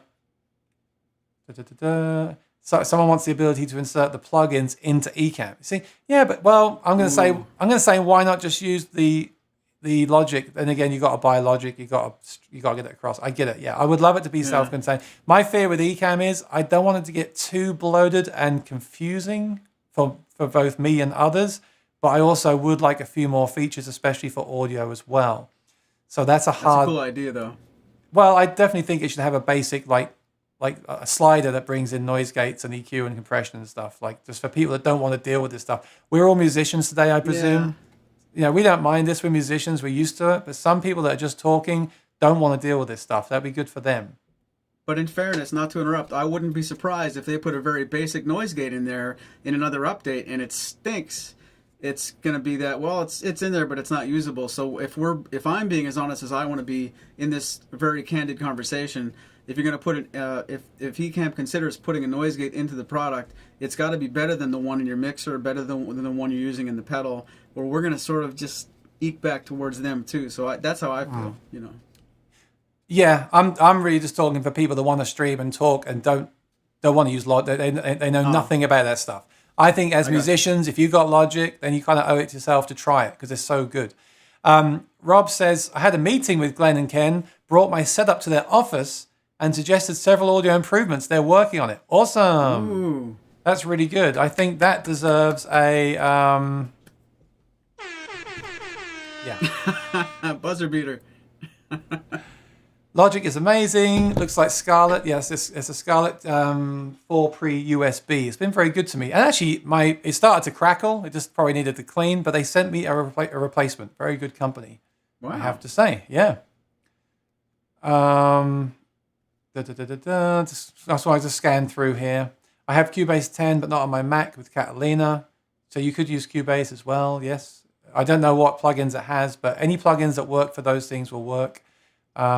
Is MainStage worth it? I don't know. I don't use it. Kind of looks complicated to me, but you could try it or ask other people. I've tried GarageBand. It does work. Yeah, anything that processes audio. That's the whole point with loopback. Anything you do to the audio will come through. So I've got selected on my screen loopback audio. So anything that I put through will come through. So you could use that for other stuff too, like phone calls and stuff, I presume. I just prefer Logic over GarageBand. Yeah, but it's a great point. GarageBand is free with every Mac. So you've got that built in already. So if you just get the free app that someone was talking about and route GarageBand into Ecamm, you've suddenly got a very powerful system. Yeah, I'm just used to Logic myself. Yeah.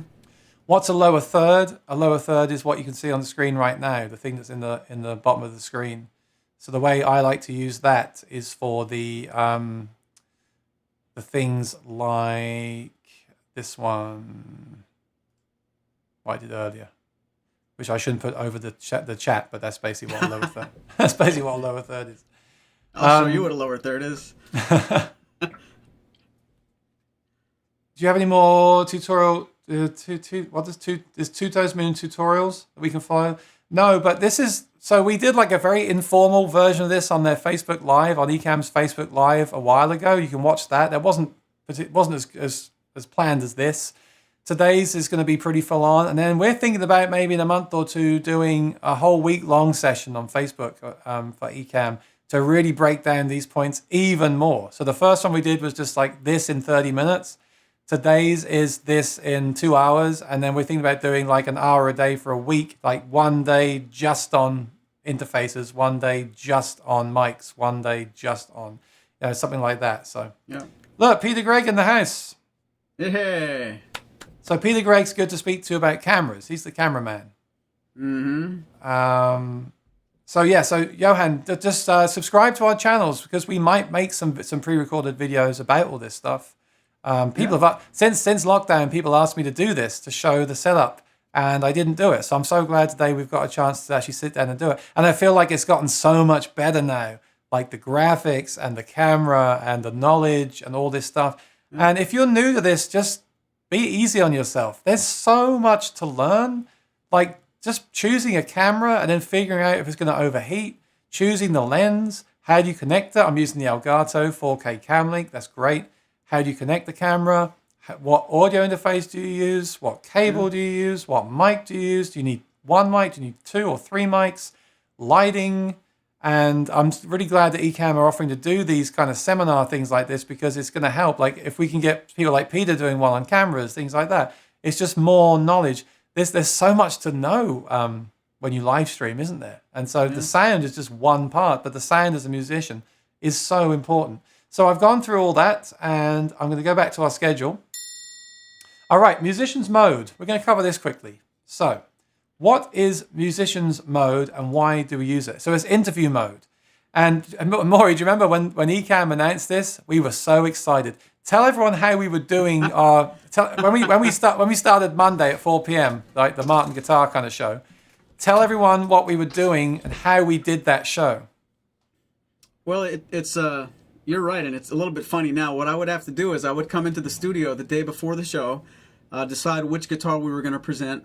I would record into Ecamm, record only. I would record a 2 or 3 minute demo of that guitar, take it to my iPad, edit it, make it, render it, Dropbox it to Aaron, and then the next day, the way the show would work, in the beginning of the show during the countdown, he would play the pre-recorded video, because that's the only way we could convey good uncompressed audio to the audience. And then after we played the intro, we would both speak on camera in interview mode, which was okay for voice.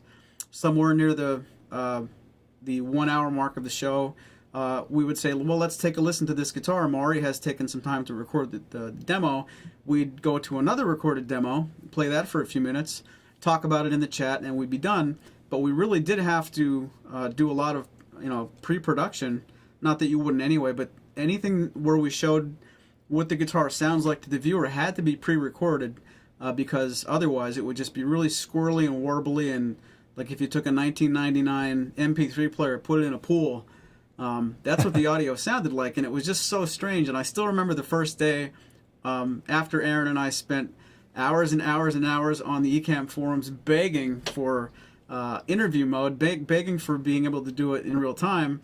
How about that, Aaron? The first time we tested it and we're playing it, and for the first 2 seconds it was glorious, and then it was horrible, and it was like, he's like, what are you doing wrong with your, 5 or 10 minutes of him yelling at me because he thought it was something on my computer. I said, I swear it's not. And long story short, before Glenn and Ken got to update it, the very first infancy version of interview mode, I think it was only for about a week, had really bad audio for musicians. And to their credit, I don't think it was 7 or 8 days later they popped up with a beta, and Aaron got a hold of me. We got to test this right now. And it completely, the floodgates opened as soon as they made that update for disable audio processing on guests. That was it. That was just, it's still probably the best thing tech-wise that happened to me this year, I'll be honest. Well, what happened was we were using Skype and then bringing Skype in, which you can still do in Ecamm Live. So you were on Skype, which sounds pretty bad for audio anyway. And then when they added this feature, we thought, great, now you haven't got a pre-record, you can just play live because the audio will be as good on your end as on my end and vice versa.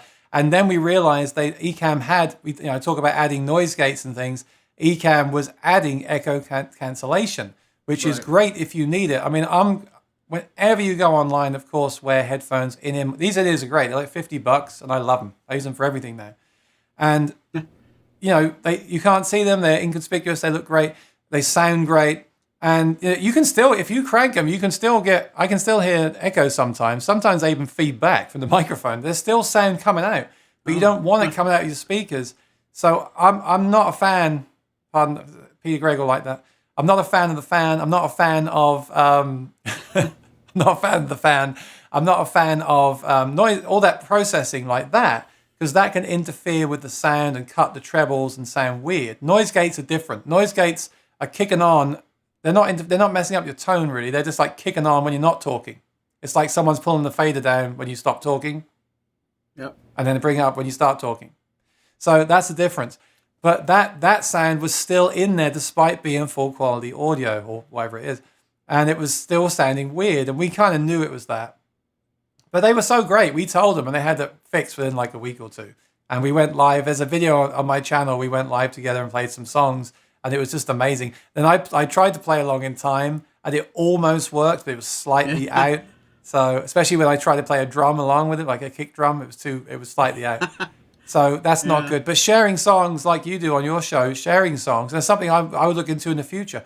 Why not do a tour of Facebook and do a double headliner? Why not find someone in Canada who's a popular musician and go into like a group, live music group, or even a Canadian group, and do a double headliner with that person? And it's like I got a friend in Australia with lots of fans, so do a show with them either on their YouTube. Don't forget Restream. I use Restream. I love it. So you could stream out to multiple places, tap into other people's audiences, and just have fun as well, and just share. Do like you do, like dueling pianos, just share the songs. So that's cool too. So this interview thing was amazing. Let me just show my screen then, so we can see exactly what it looks like. While Aaron's doing that, I do have a little bit of a bone to pick with Ecamm. I don't know if this is the platform to do it. We did invite Katie to sing with us more than twice, and she still is a no-show. When that happens, that'll just be the icing on the cake. But the invitation's still out there, Katie. Right, now you can see my screen, right? So This is the thing we're talking about, interview mode. Click on interview here. This is what was added, and it's actually been called musician mode now, because it really is for musicians. Now, I would argue that anyone could use this.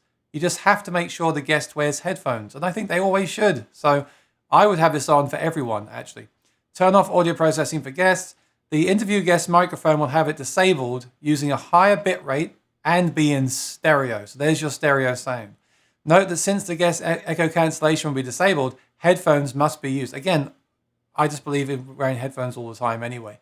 Chrome browser and a desktop computer is required. So you're using Chrome, are you, Maury? Yes, sir. Okay. So that's the button right there, and you have to enable it before you invite them in. Once you've got them in the green room, you can't turn it on.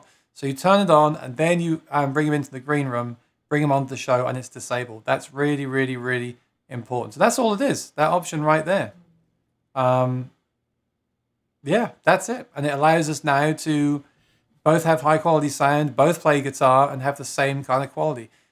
I know other programs do it. Skype certainly does not do it. Now, before we completely slam Skype, I wanted to say there's a time when you do use Skype. Did you know this?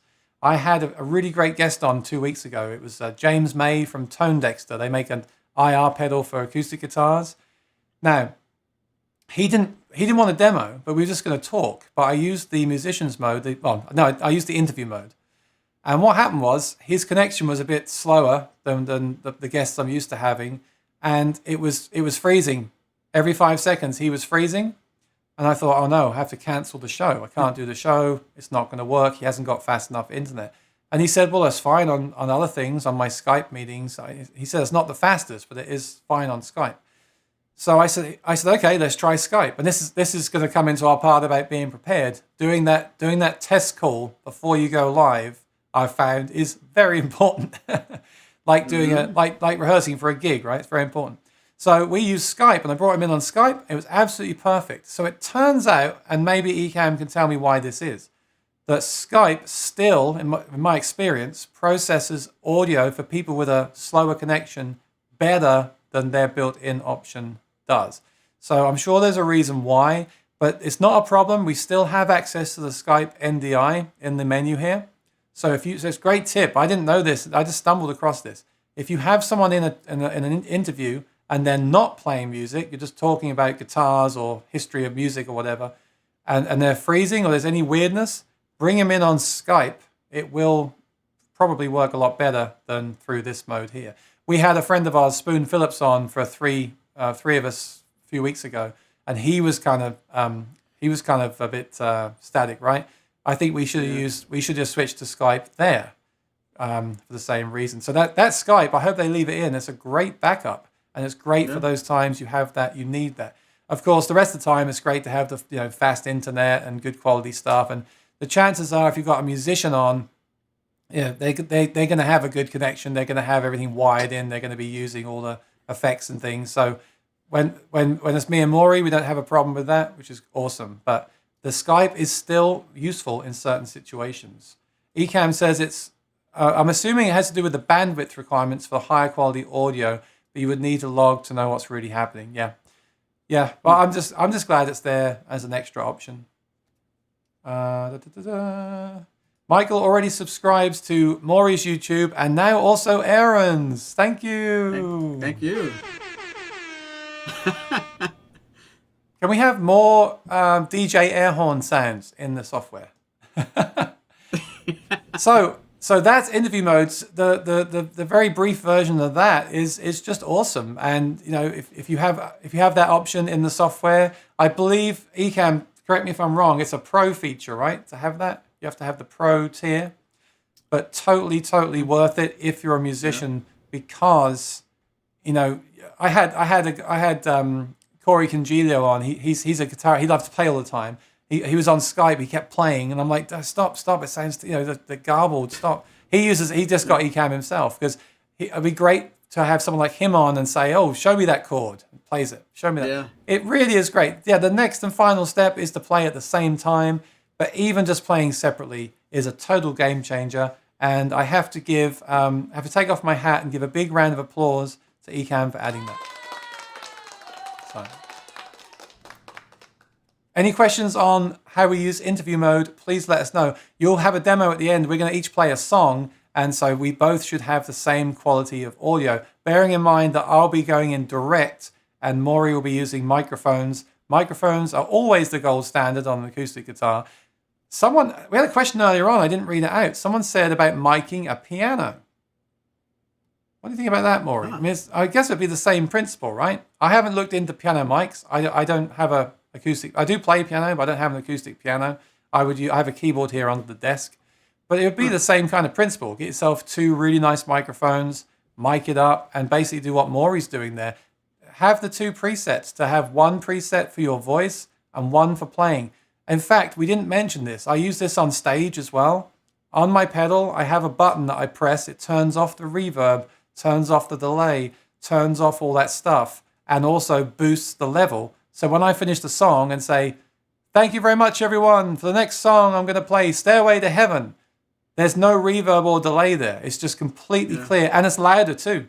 That's a really good tip for stage, let alone on the stream. So when you finish the song, that's something you can do in Logic and in the Helix thing. It's something that you can do yourself. But yeah, turn off that reverb. If you're doing a concert and you're talking to the crowd like this, the crowd, the chat, the viewers, whatever, turn off the reverb, because it's going to sound washed out. So have a switch that turns off that reverb, turns off any effects, boosts the level slightly by 2 or 3 dB, and then people will hear you clearer when you're talking. He says as he's losing his voice. Yeah, well, I actually love that even for live use. It's really cool. Yeah. Really cool. Okay, let's just see if we've got any questions on that before we move on. There's definitely too much latency to use for synchronous performances as of now, but some people might try adding jack trip. Yeah, I've heard about all these plugins. We're slowly trying them. The day we find one of these solutions that allows us to play at the same time, we will be going live. So do subscribe and ring the bell, because we will be going live that day with a big title saying, we cracked it! We're changing the world! So do subscribe to both our YouTube channels and Ecamm Live as well. Yes. Ecamm Live says interview mode is a pro-only feature, but all accounts have access to 2 hours of interview mode as a trial. Awesome. Yes, I highly recommend the musicians getting the full, the pro version for that mode alone, and the interview stuff as well. David uses MainStage for digital piano. It's free. Yes, I would do the same. Just use a keyboard, get a really great sounding piano sample. I wouldn't mic up a acoustic piano myself, but I guess if you've got a grand piano that you use in your stream, then you might want to do that. So again, I would just ask piano players what they use on their pianos, and I would get something like a stereo pair of nice microphones and run that into the computer if it was me. Kid Pan Alley. Been producing shows with 3 national acts since April using Ecamm to Zoom. Audience and other musicians Zoom, then to restream. Tried interview mode. Guests hear themselves delayed by 250 milliseconds. Oh, interesting. Okay. So we'll add that to our investigations. David subscribed. Thank you, David. Really, really appreciate it. You know what I'm going to do? Thank you. Gotcha.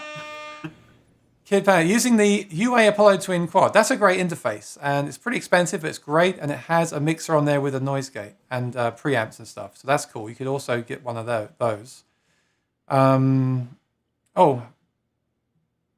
Sorry, that's a continuation from the first comment. So the guests hear themselves delayed by 250 milliseconds, which is way too much. Like, I think 10 and under is bearable. Less than 5 is ideal.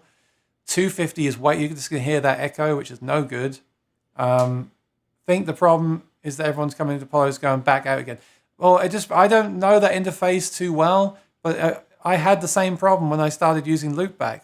When I tested with Maury, he'll tell you there was that. In fact, let me see if I can show what that sounds like.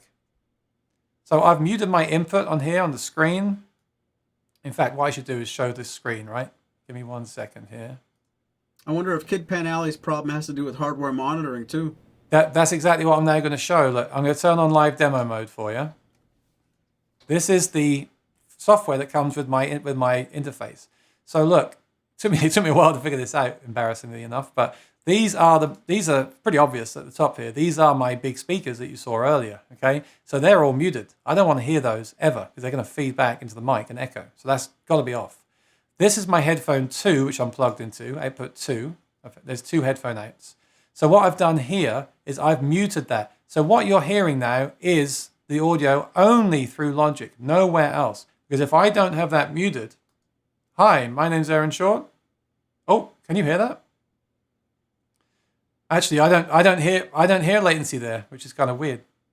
But that's a good thing. Don't get me wrong. If I try to monitor it in Ecamm Live, I certainly will hear it then. I just want to show what it sounds like. Oh yeah. But if I turn it on here, let's see. Hello? No, that's latency. Can you hear that? No. Oh, you can't. Okay, I can hear it. It's like hello. That's latency. That is the problem when you have too much latency. I can't demo it, but yeah, that's the problem. But this is what I do, and it took me a while to realize this, so do bear it in mind. Your input, this is hardware, this is the inputs here, okay? So sound's going in. The output is muted. I don't want to hear the output in these headphones. So in the headphones, the output is all muted. I don't want to hear that. I want to hear the sound from Logic. So I go into Logic and I turn on the monitoring there. So that's what you're going to have to do. Okay, awesome. Let me turn this one off again.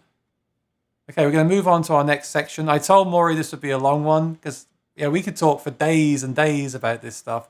We haven't even touched on some things. That's why in the future I'd like to do the 4 week-long version of this. And even then, you're not going to cover everything, right? I keep discovering things every day. It's crazy. Okay. I asked Aaron last night if we have to do anything to fill time, and he laughed at me. Yeah. Oh, how are we doing? I mean, we've been online for what? 6:15. An hour and 50 minutes. I had no idea. It's flown by. Thanks for sticking with us. I know it's a lot of information to take in. I appreciate you sticking around. But let's see here. Where are we? We're getting through pretty well. Okay. Planning, preparing, and performance. I wanted to call this what to do when things go wrong. So do me a favor in the chat. Tell me things that have gone wrong and how you've dealt with it in your live streams. I think it's not, they say this on all the videos, don't they? It's not a question of when. No, it's not a question of if. It's a question of when things will go wrong. And things will go wrong like they just did. Well, I can think today of things that went wrong. Okay, today we had a thing happen in the apartment. You have to deal with that stress. All right. Luckily, I had prepared. So, are you prepared? Of course. This is a separate thing. Of course, we know you've got to prepare. I think with audio and music, you've got to prepare even more because you've got to test those levels. I didn't even mention levels today. On my levels, I found with Ecamm personally, I want the bar to be just touching the red at the loudest. So when I'm speaking the loudest right now, it's just touching the red. And I think that's really important. I had to figure that out myself. People would tell me that audio wasn't loud enough. I assumed the red would mean distortion, like on traditional gear. But it wasn't. So I had to learn that. That's something you want to test before you go live, right? And then Maury and I have worked hard to get our levels kind of the same as well. So you definitely want to figure that out and test that stuff as well. But things that go wrong, I think we should do one each, Maury, and then to take a couple from the chat. The biggest one for me is inviting a guest on last minute and they don't have headphones on. And of course, everyone knows it's a bad idea. What happens? They come on the screen, it's too loud, it's too quiet, it's echoing, that doesn't sound good. Maybe they're breaking up because you haven't tested it. Again, if you're going to have a guest on, just today, we figured something out just for today. In case someone was going to jump on for any particular reason, I actually made a scene that has a guest scene. So I can throw them in there and we're good to go. We did one on Monday and we had a last minute guest and I pulled him on the screen, just had him in a box. It was okay for what it was. It was cool that we had that many people on at once, but we weren't prepared in that respect. And then for things that go wrong, I mean, I don't know. I'm always expecting for something to go wrong because we have so much gear, right? The camera, the computer, the mics. I'm always expecting. I can't believe. I mean, again. Can you imagine developing this software, Ecamm? Like it's so stable, it's amazing. And things do go wrong, of course, but overall, this is a very stable setup. I'm completely jinxing it right now. But can you? But Maury, okay, let's talk about just this week then. What happened with your mixer? Unless you have something else you want to mention, just give us an example of it going wrong and how you fixed it. By the way, that silhouette is my sister. That guest number 2. Her hair's not done yet, but. I'll be really appropriate with you. My mixer fell asleep during this broadcast. If you saw me looking over here about 10 minutes ago, I have it set, and this is where I really need to work for Apple for a couple of years to figure stuff out.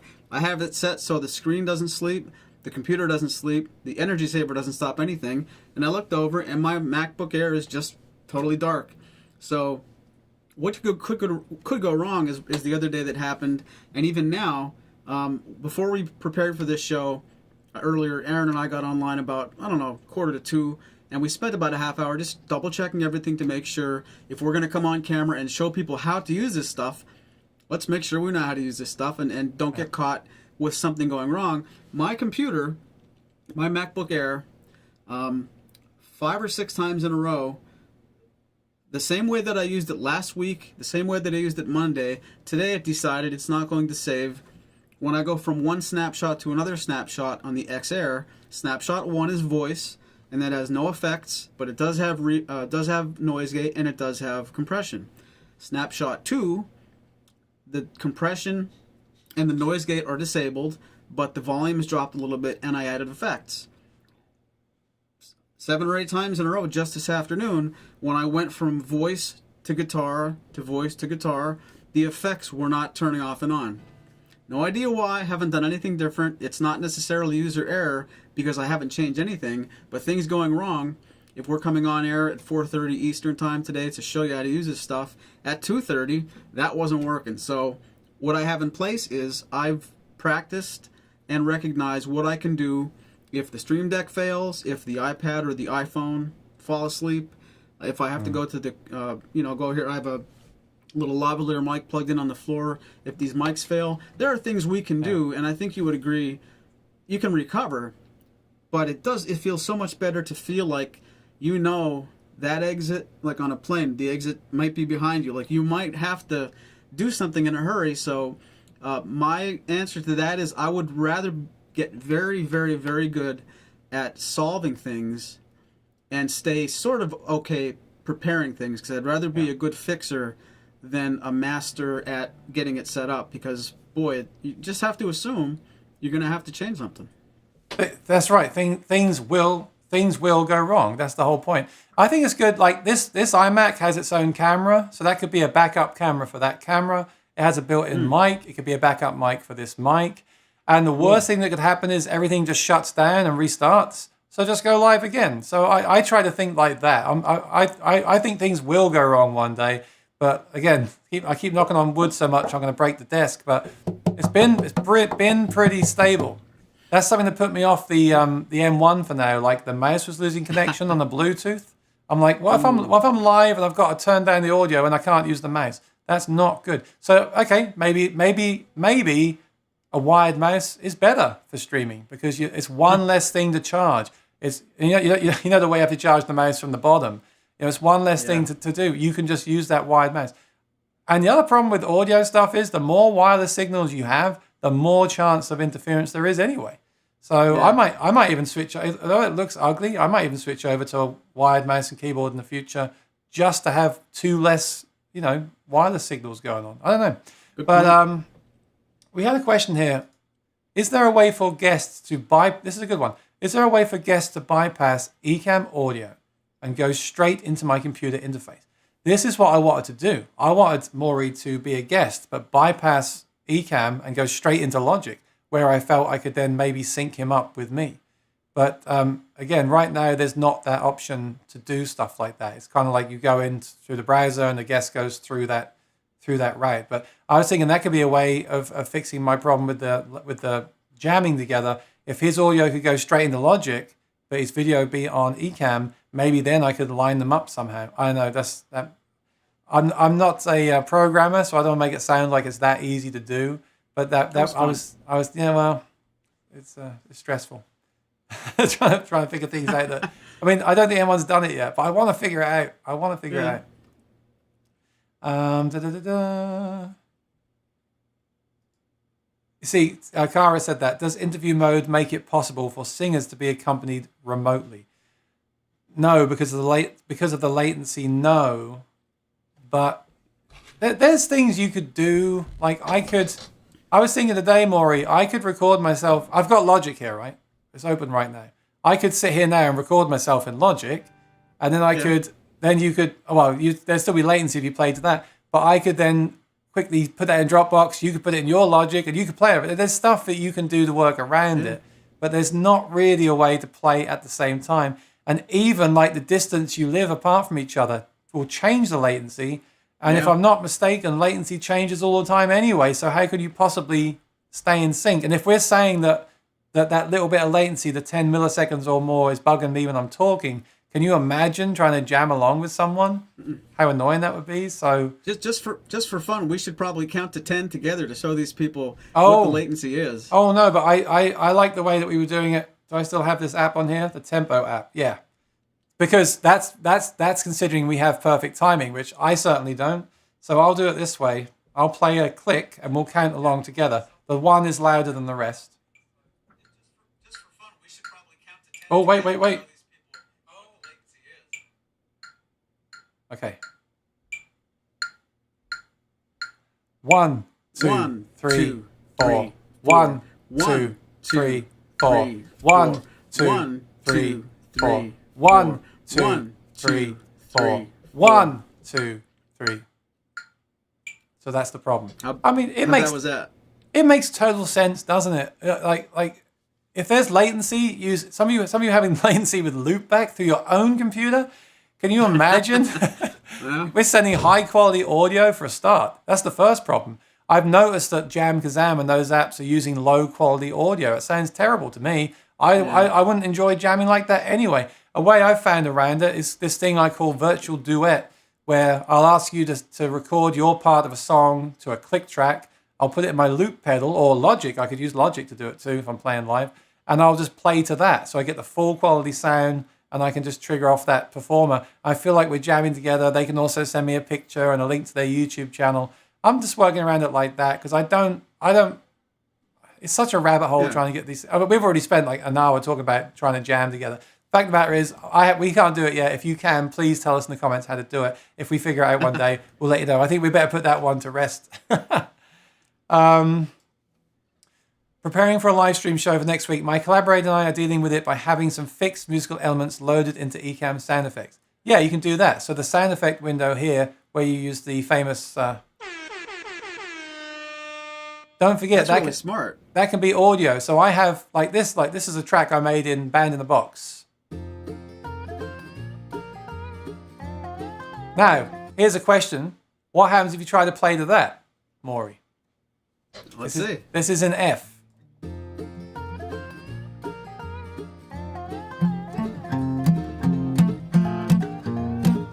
No, so it's the same problem. So okay. I just did that to show our viewer there that says preparing for a live stream. Bear that in mind. There's still latency there, even though I'm playing a pre-recorded file. It's the same thing. Okay. But would it be latent? What if you did it? Same problem? Yeah, it's all the same. And all I can say is test it, because we have a certain internet, we have a certain location. Test it. Just do the unlisted live stream. Test it. See what happens. See how it works. But I don't think it's possible. I think we got to move on from the jam.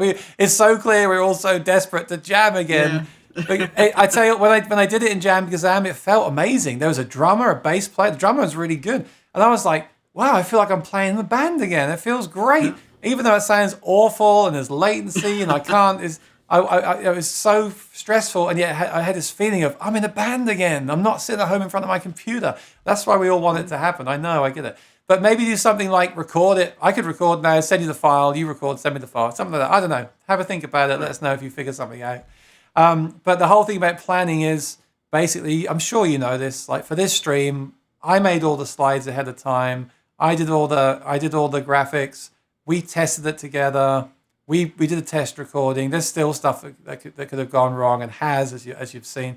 Just being prepared, like any gig, is really important. And test the sound. Don't just go. I'm guilty sometimes of just going live, and after the fact, I'm like, oh, I didn't really practice that song, or the levels weren't quite right. Well, why didn't I just do a test stream the day before? I mean, it's just yeah. You know. So I wanted to throw that in there and just talk about things that can go wrong. No one in the chat has said what's gone wrong for them, so I take my hat off to you that your streams are all perfect. I kid. You know how it is. You know how it is. I do. But yeah, also just use the software a lot, stream a lot, because sometimes I look at all these different things on the window here, on the screen here, and I'm like, oh, where's the sound effects? Where's that? So plan your screen and plan where you have stuff and label things clearly. You know, sometimes I'll say, don't forget to subscribe. And like, I'm looking at the screen right now and I can't see where the scenes are. So I know where they are and know where it is. So I've got to scroll up. So have everything positioned well, because I had to just scroll up there in order to see where that scene is. So just plan everything is advice that I want to listen to more myself, you know. So that's there. Most common issue is my stream stops because of an audio issue. See, I don't know what issue is that. That's the problem. Is that your internet? And you could do a whole video on that. I've told some people that are streaming, you know, I've told them, get a good router. There's routers and there's routers. There's modems and modems. I was streaming over Wi-Fi for months. It was fine. We were in a small apartment. I've made sure we have a good 5G internet connection. It was fine. No problem. But now I do use a cable. But there's things like that. Start from the beginning. Start with your internet. Start with your provider. What speed you get? Are you getting that speed? Check with that. Do you have? Have they given you a modem, which sucks? So get yourself a really solid modem. Start like that. You know. Then check the computer. Then add the audio equipment slowly as you go until you build up to the rig that you want to have. You got to check everything though. I'd love to help, but I can't. That could be like when I tried the M1, I had an audio, like a weird sound going on with the audio. Was that the M1? Was it Big Sur? Was it that plugin? What was it? So this is just stuff you have to kind of like troubleshoot as you go, and why it's so important to do those test runs before you go live, I think. All right, awesome. So where are we now? We are at... You like my sound effect there? It just makes sure everyone's awake. Q&A. Oh, I think we just did it. If you've got any, before we play some songs to play you out, if you've got any questions that we didn't address today, because I'm sure there's things that I'll think about later that, oh, we didn't talk about that or that, then let us know right now. And I'm going to let Maury say some closing words. And then once we've checked the last questions, we're going to tune up and play a song each to show you what these things sound like. And you can still feel free to ask us questions while we're playing. We can always answer those as we're playing between songs as well. Yep. And I'll add to that, if there's something we didn't see, I've already peeked at a couple of chat questions that make sense that I didn't want to interrupt when Aaron was talking. My email is Maury@maurysmusic.com. That's Maury at MAURYSmusic.com. Email me after the show, whether it's a question for me or for Aaron. I'll collect them, and we're dedicated to giving you an answer if we have one. So even if it didn't fit into this really quick 2.5 hour program, if we see something we can answer, I know we both want to. So just because it didn't happen here doesn't mean we don't want to help. My closing thoughts are: thank you very, very much, Ecamm. Those guys there and girls It's just so great to work with you guys. That you're so receptive, so welcoming. The Ecamm community is by far probably one of the best communities I've been a part of online, and I've been a part of some good guitar groups. It seems like this is a very welcoming, let's all help each other type of thing. Aaron and I can probably speak for him when I say we're getting a lot of information as much as we're giving it. So it's not a bad place to hang out. So thank you very much. Thank all you guys staying in the chat as long as you have. Thank you so much for being here this long. We haven't finished. We haven't finished. We haven't finished. I want people to leave. No, I'm sorry, but I mean, I'm guilty of saying thank you at the very end, where I want to say it early. So don't go. Me too. Me too. If it's my turn to play, I'd be happy to dial up a song. If you'd like. No, sorry, we have questions now. We have questions. Oh, I'm gonna work you longer. So this one says Ecamm pop-up. Okay, if you got an Ecamm pop-up about an audio issue, then email Ecamm support. They'll help you out because they're really great with their support line. Okay, Maury, you said you have a MacBook Air. Is that your streaming computer? Is that enough for a good stream? Nope and nope. That's the Ecamm computer is the 2015 iMac with 24 gigs of RAM. I have the MacBook Air is only running my audio software. My MacBook Air is acting as a wireless mixer for the Behringer X Air mixer that I have. So the MacBook is only basically controlling faders, equalizers, just the audio side of it. It's not doing anything with the stream at all. It's not powerful enough. It wouldn't be. Paddy Wax said there seems to be issues with Zoom downgrading the video on virtual camera input. Is there a corresponding issue with audio? I don't know. Do you use Zoom, Maury? No, I really don't. I used it once. I did a thing with LR Bags, and they wanted to use Zoom, but they controlled all that. So I have to admit, I wanted to run it on Ecamm because I'm so used to Ecamm now. I felt a bit. I had to do the settings on that. It worked well, but I only used it once, so I can't comment. I'm sorry about that. Maybe ask in the Facebook group about that one. Have you ever had issues with bit rates of your DAW, Ecamm, and computer not lining up? I haven't. Do you tend to set stuff in general to 44 or 48? And what do you stream at? Do you stream at 30 frames a second or 60 frames a second on your stream? Are you asking me? Yeah, on you. Yeah. I do 30 frames per second, 1080, and I think I'm set up at 48.1 for the audio. I have to double check that audio. I don't remember, but it's definitely 30 frames per second, 1080. I don't monitor that stuff. I don't have any problems I'm aware of. So I do know that sometimes setting to a higher bit rate will give you less latency. But then, of course, the thing is working harder. So I just tend to look at the numbers in the software. And ultimately, I just listen. Like, does it sound like this? This sounds fine to me. There's no latency. Mm-hmm.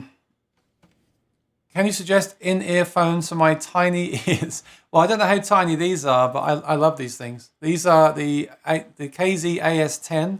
They're like $50 on Amazon. I do get the foam tips as well because they come with rubber ones that are not as comfortable. I just love this. These, if I sing loud, I can hear them distorting a bit. I mean, they're $50. One day I'll get professionally made ones, but for $50, you cannot beat these things. And I keep running over them with my chair. And I did manage to break. I broke a pair, so I just bought another one. So they're great for that. Again, I mean, wireless would be great, wouldn't they? But then you've got more latency, and there's more risk of it cutting out. Imagine if your headphones cut out while you were playing or doing a stream. I don't like the wire, and sometimes I can see it and it bugs me. But again, at least I know they're reliable, right? So these are the KZ AS10. They're on Amazon, and they're awesome. I have a video about it on my channel, and there's a link in the description of that one if you want to check out that video. Speaking of which, do us a favor. If you like what we've done today, please subscribe to Maury's Music on YouTube. Just search for that. And my channel is /Aaron Short Music. And don't forget to ring the bell. Right. I've been talking for a long time. I hope what we did today was useful. We're now going to show you what the result of all this is. Now I'm getting nervous because I plugged my stuff in about an hour ago. All right. Maury's going to play a song. While he's playing, what I'm going to do is I'm going to take this shotgun mic down and put my dynamic mic on like you would use a regular gig. And I'm going to plug in and play directly in through Logic. So you get to hear what it sounds like plugged in direct. Maury's going to play through his microphone setup. And Actually, just so you know, I won't be switching cameras today. I didn't set up for today's feed, but I just wanted you to hear what the audio we have sounds like, and feel free to let us know in the chat what you think of it. So I'm going to hand over to Maury Rutsch. Are you ready, my friend? Nope. Would you like me to add sound effects as we go? Sound effects and snow, if you could. If you could. If you hear any wrong notes, I'd like you to hit 3 DJ air horns, please. Well, we're gonna play originals so we don't get a copyright strike for Ecamm. But if you've got a self-written holiday song, I'd love to hear it. I don't. I have a self-written song from 2007 that's not about Christmas, but what I'm going to do is play it just for a second on my voice preset. So I haven't changed anything in my mixer. This is what my voice sounds like, dry with a little bit of compression, and it's what I would call loud preset, and that would mean this is going to be too loud. So I'll go back to the guitar preset from my Stream Deck on the little iPhone 6s. Now, you should hear a reduction in volume, a little bit of echo, and a little bit of reverb. And this allows me to play the guitar without being afraid of being too loud. And sounds like...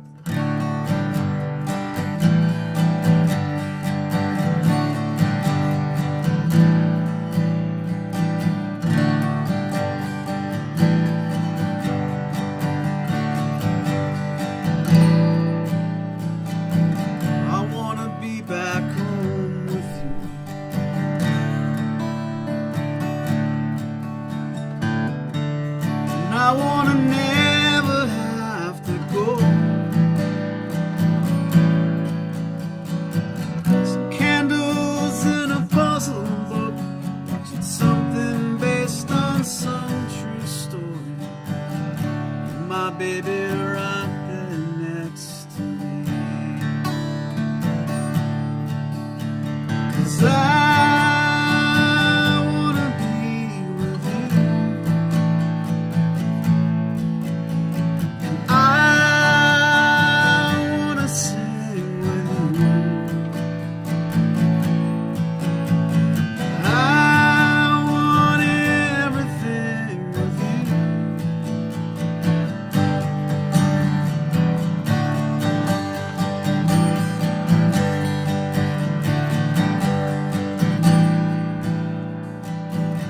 it's been you and me so long.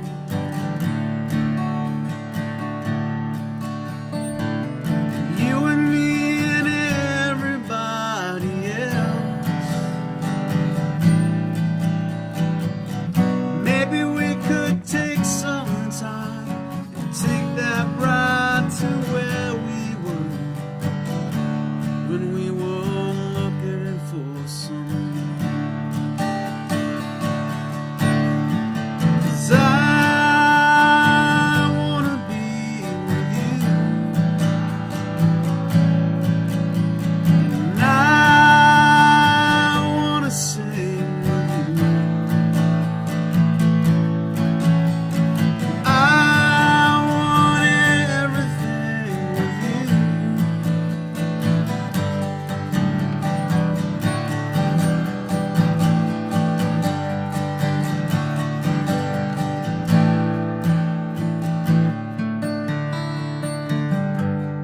I do have wireless earbuds in. I've got one in my right ear.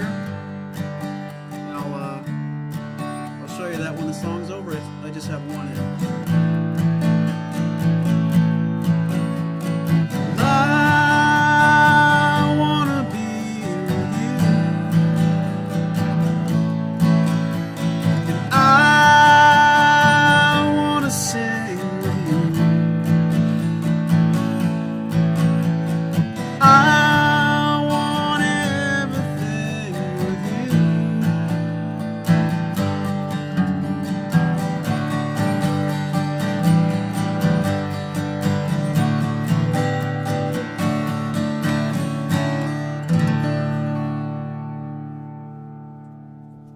So I'll switch from my guitar preset back to my voice preset, and hopefully that brought the level back up, even things out a little bit with compression, got rid of the reverb and delay like Aaron was saying earlier. You don't want to have that really washed out sound. And when Aaron was talking about his earphones, what I'm using is a JLab. I think it's the JLab Air ANC. I'll look it up and I'll put it in the description. I have a pair of them. They are wireless Bluetooth, and they have something called gaming mode, where if you hold both of them in for 3 seconds, the latency gets a little bit quicker. So I think they were $100 at Best Buy, but I'll put the link to the exact product before too long. But I have one in so I can hear what's going on and I can hear Aaron, but I like having the other one out so I can hear more what's in the room. I've been a live musician since the 80s, and I've never have used in-ears. So when I put both my ears get plugged in with earphones, it's really foreign to me. I do believe over time I'd get used to it, but right now I feel much more comfortable having nothing in my ear. But if I have one in here, leaving my left ear open. In addition to that, in the real strange case of when things might go wrong, if this does lose some battery, I can put it in the charger and start using the left one only. So I do have a little bit of a safety net there, where using one earphone at a time allows me to keep the other one to keep charging. This will always last. This will last pretty long. I'm not sure if it's guaranteed to last as long as an Aaron video, because this is going into 3 hours soon. But that's what I like. The JLab Air ANC, I believe it's called. What do you think, Aaron? Hang on, I got to set this up. I was going to show people as I do it. So I think the noise gate's still on. So I don't want that noise gate on while I'm talking there, and this level has to be brought up as well. I'm going to have to do a sound check before I play, and you have to tell me how it sounds. Obviously, when I'm singing, I don't want that noise gate on. I don't need it. You see the difference in this microphone? So it's not as clear, and it's not as good, but it's very noise-free without the noise gate as well. So I think that's a cool thing. I need some reverb on here. We just add it here. I thought, well, I totally am unprepared, but I thought I'll just show you as I do it. So that's way too much. I'll bring that down. Just a little bit of reverb is nice. It's for live streaming. Yeah, try to encourage your viewers to use headphones as well. And then let's see how that level is. Yeah, 1, 2, 1, 2. Yeah, does that sound good to you? 1, 2, 1, 2. 1, 2, 1, 2. Now what I'm doing is I'm looking at the screen. The loopback audio is down the left here. And you'll see that's touching the red, which normally is a bad thing. But I think you'll agree it's not distorting, right? 1, 2, oh yeah.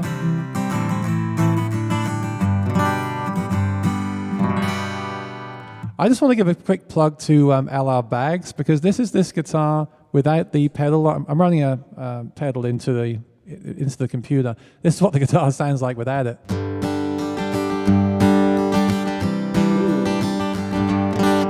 If you're a guitarist, you don't want that quacky, dry sound, which sounds nowhere near as good as what Maury's got there with those high-end microphones. I mean, of course, if you can use microphones and don't want to use pedals, then do it. But that's what that sounds like plugged in direct, and I do not advise you to play a live stream with this sound. You hear all that quacking, that plasticky sound? Listen. That does not sound good, right? So with this pedal I've got here, and in fact, you could use Logic to load an impulse response to do this as well. I just think the Bags pedal sounds great. So much more like a microphone. Yep. Really cool. Now, I'm not looping today, and I'm not prepared, so everything I said earlier in our 3-hour stream has gone out the window, because what I would have is, I should be using that pedal to turn off the reverb. Now I'm talking, this reverb should be off, and my voice should be louder. So I'm completely not doing what I spent 3 hours talking about. I apologize. Normally, I'm more prepared than that. So I'm going to play a song, and then we'll see where we're at. We've been going for so long. I'll just leave it up to you guys. If you want us to do one more, you can say encore in the chat. And if not, I want to say again, thanks for having us. We want to do this more regularly. Maybe we'll do a takeover in the new year. So I want to wish everyone happy holidays. Do keep in touch. Do subscribe to our channels. You can come and hang out anytime with us when we're live. We'd love to see you there. Thanks for having us. This is called Home is Where the Heart Is. I'm going to mute Maury in case he tries to sing harmonies that are latencied. I just made that word up, latencied. And I'm also, now I can control my own sound effects and not have him control them for me, because that's always a dangerous thing. So here we go. Thank you, thank you, thank you.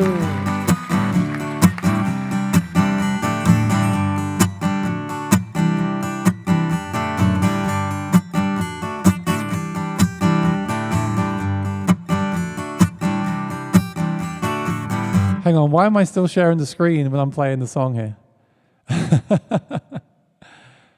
Let's see, I've got to switch back here. Yeah, you're still muted. You can't give me a hard time, Maury. It's fine. Live demo mode. Don't make that mistake. There we go. And shall I keep him on the screen or shall I get rid of him? I don't know. I think I'm going to go solo on this one. Yeah, and by the way, I'm going to leave him on. He's sniffing the guitar. On our show on Mondays, there's this whole thing about guitars smelling good. This one doesn't. This is carbon fiber. It smells of nothing. A great guitar like his, the Martin guitar, has an amazing aroma. And through our live show, I designed this sound hole sniffer merchandise. That's why you might be thinking today, what's with the sound hole sniffer? It's because people with nice acoustic guitars like to sniff them, and Maury will give you a live demo of that right now.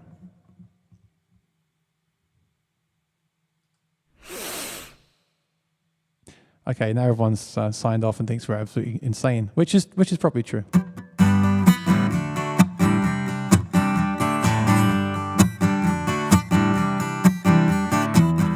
I need a holiday is what she said to me. I need to get away from you.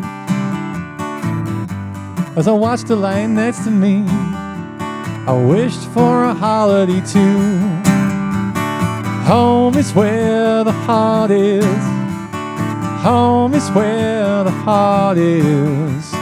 Home is where the heart is. I wanna be there, yeah, yeah.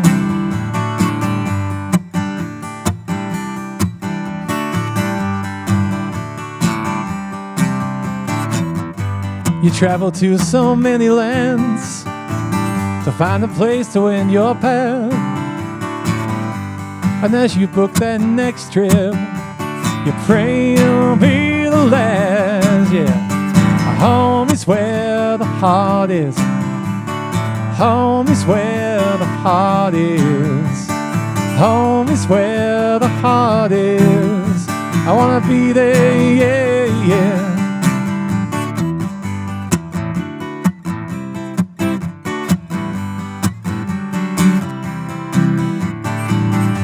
We all know you can't find happiness in anyone or anything, but we all keep searching for something more, when all you need is to know that home is where the heart is.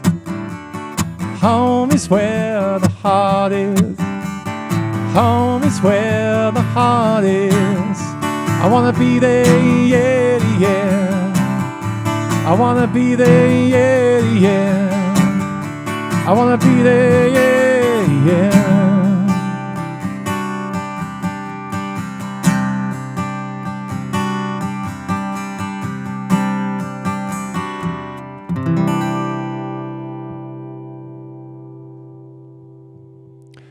Unmute more. Oh no, wait. I think he's lined up some sound effects. I'm scared to unmute him. How was that, Maury? Very, very nice. I was collecting a link for somebody in the chat who wants to know about the earbuds, but that was very well done. I'm impressed. Now, here's the funny thing. All the techniques we spoke about, I didn't use there. And I will say there are times I go live and I don't use this stuff. I want to say that. So the other day I went live with a microphone. And let's not turn the reverb off. That's the reason you turn that off. There we go. So I went live with a microphone the other day, and I really enjoyed the different approach. But generally what I'll do in the future is use the things I spoke about. I'm going to make that clear. If you watch me on my stream, I do Sunday at 4 p.m. EST, and I will use the foot pedals. I missed that so much just then because I couldn't change the camera. I couldn't play. I could have played like a sound effect while I was playing. I could have changed the camera while I was playing. That was bare bones there. That was just plugging straight in through Logic, which was great, but I didn't achieve my full engagement because I didn't bring up graphics and I didn't change the camera. I think this stuff makes such a difference. If I was to do that now, you'd be like, yeah, that's a huge difference. But hopefully you can see that the audio is good in that was really what that performance was for. Maury's audio is full quality, no weirdness going on like he would have in his stream. My audio is full quality, no weirdness going on like I'd have in my regular stream. So that's really what that was to prove. We can both take turns to play and it works really, really well. Yeah. Whew. I can feel my voice going. I've been talking for way I need those candies you have there. All right. So Paddy Wack says, my Variaxes don't smell much either. I know, it's such a shame. You should get yourself a Martin guitar, then you can join the Soundhole Sniffers. Michael says, looking forward to see some more. It was very interesting. So again, please check us out. So I do every Sunday, 4 p.m. EST. I play songs. So you can see, I often use different gear as well to try things out. So you can check that out. And then Monday, I'm on with Maury. We use interview mode, musicians mode to talk about Martin guitars. And then Maury goes live throughout the week as well. So just come and drop by any time to see how we're using our setup. Maybe we'll change it by then anyway. But this is working great for us so far. And what do you think about this mic? You see what I mean? This mic does not sound as good for talking. I could EQ it better, but it doesn't sound as good. But it does resist the feedback, which is a good not feedback, the echo, which is cool. The noise. Thanks, very well done. Thank you, Kid Pan Alley. Appreciate the kind words. Thank you, Brad. Appreciate it. Have we heard of Sessions? Just did my first show. It's a new platform for streaming musicians and Ecamm works flawlessly.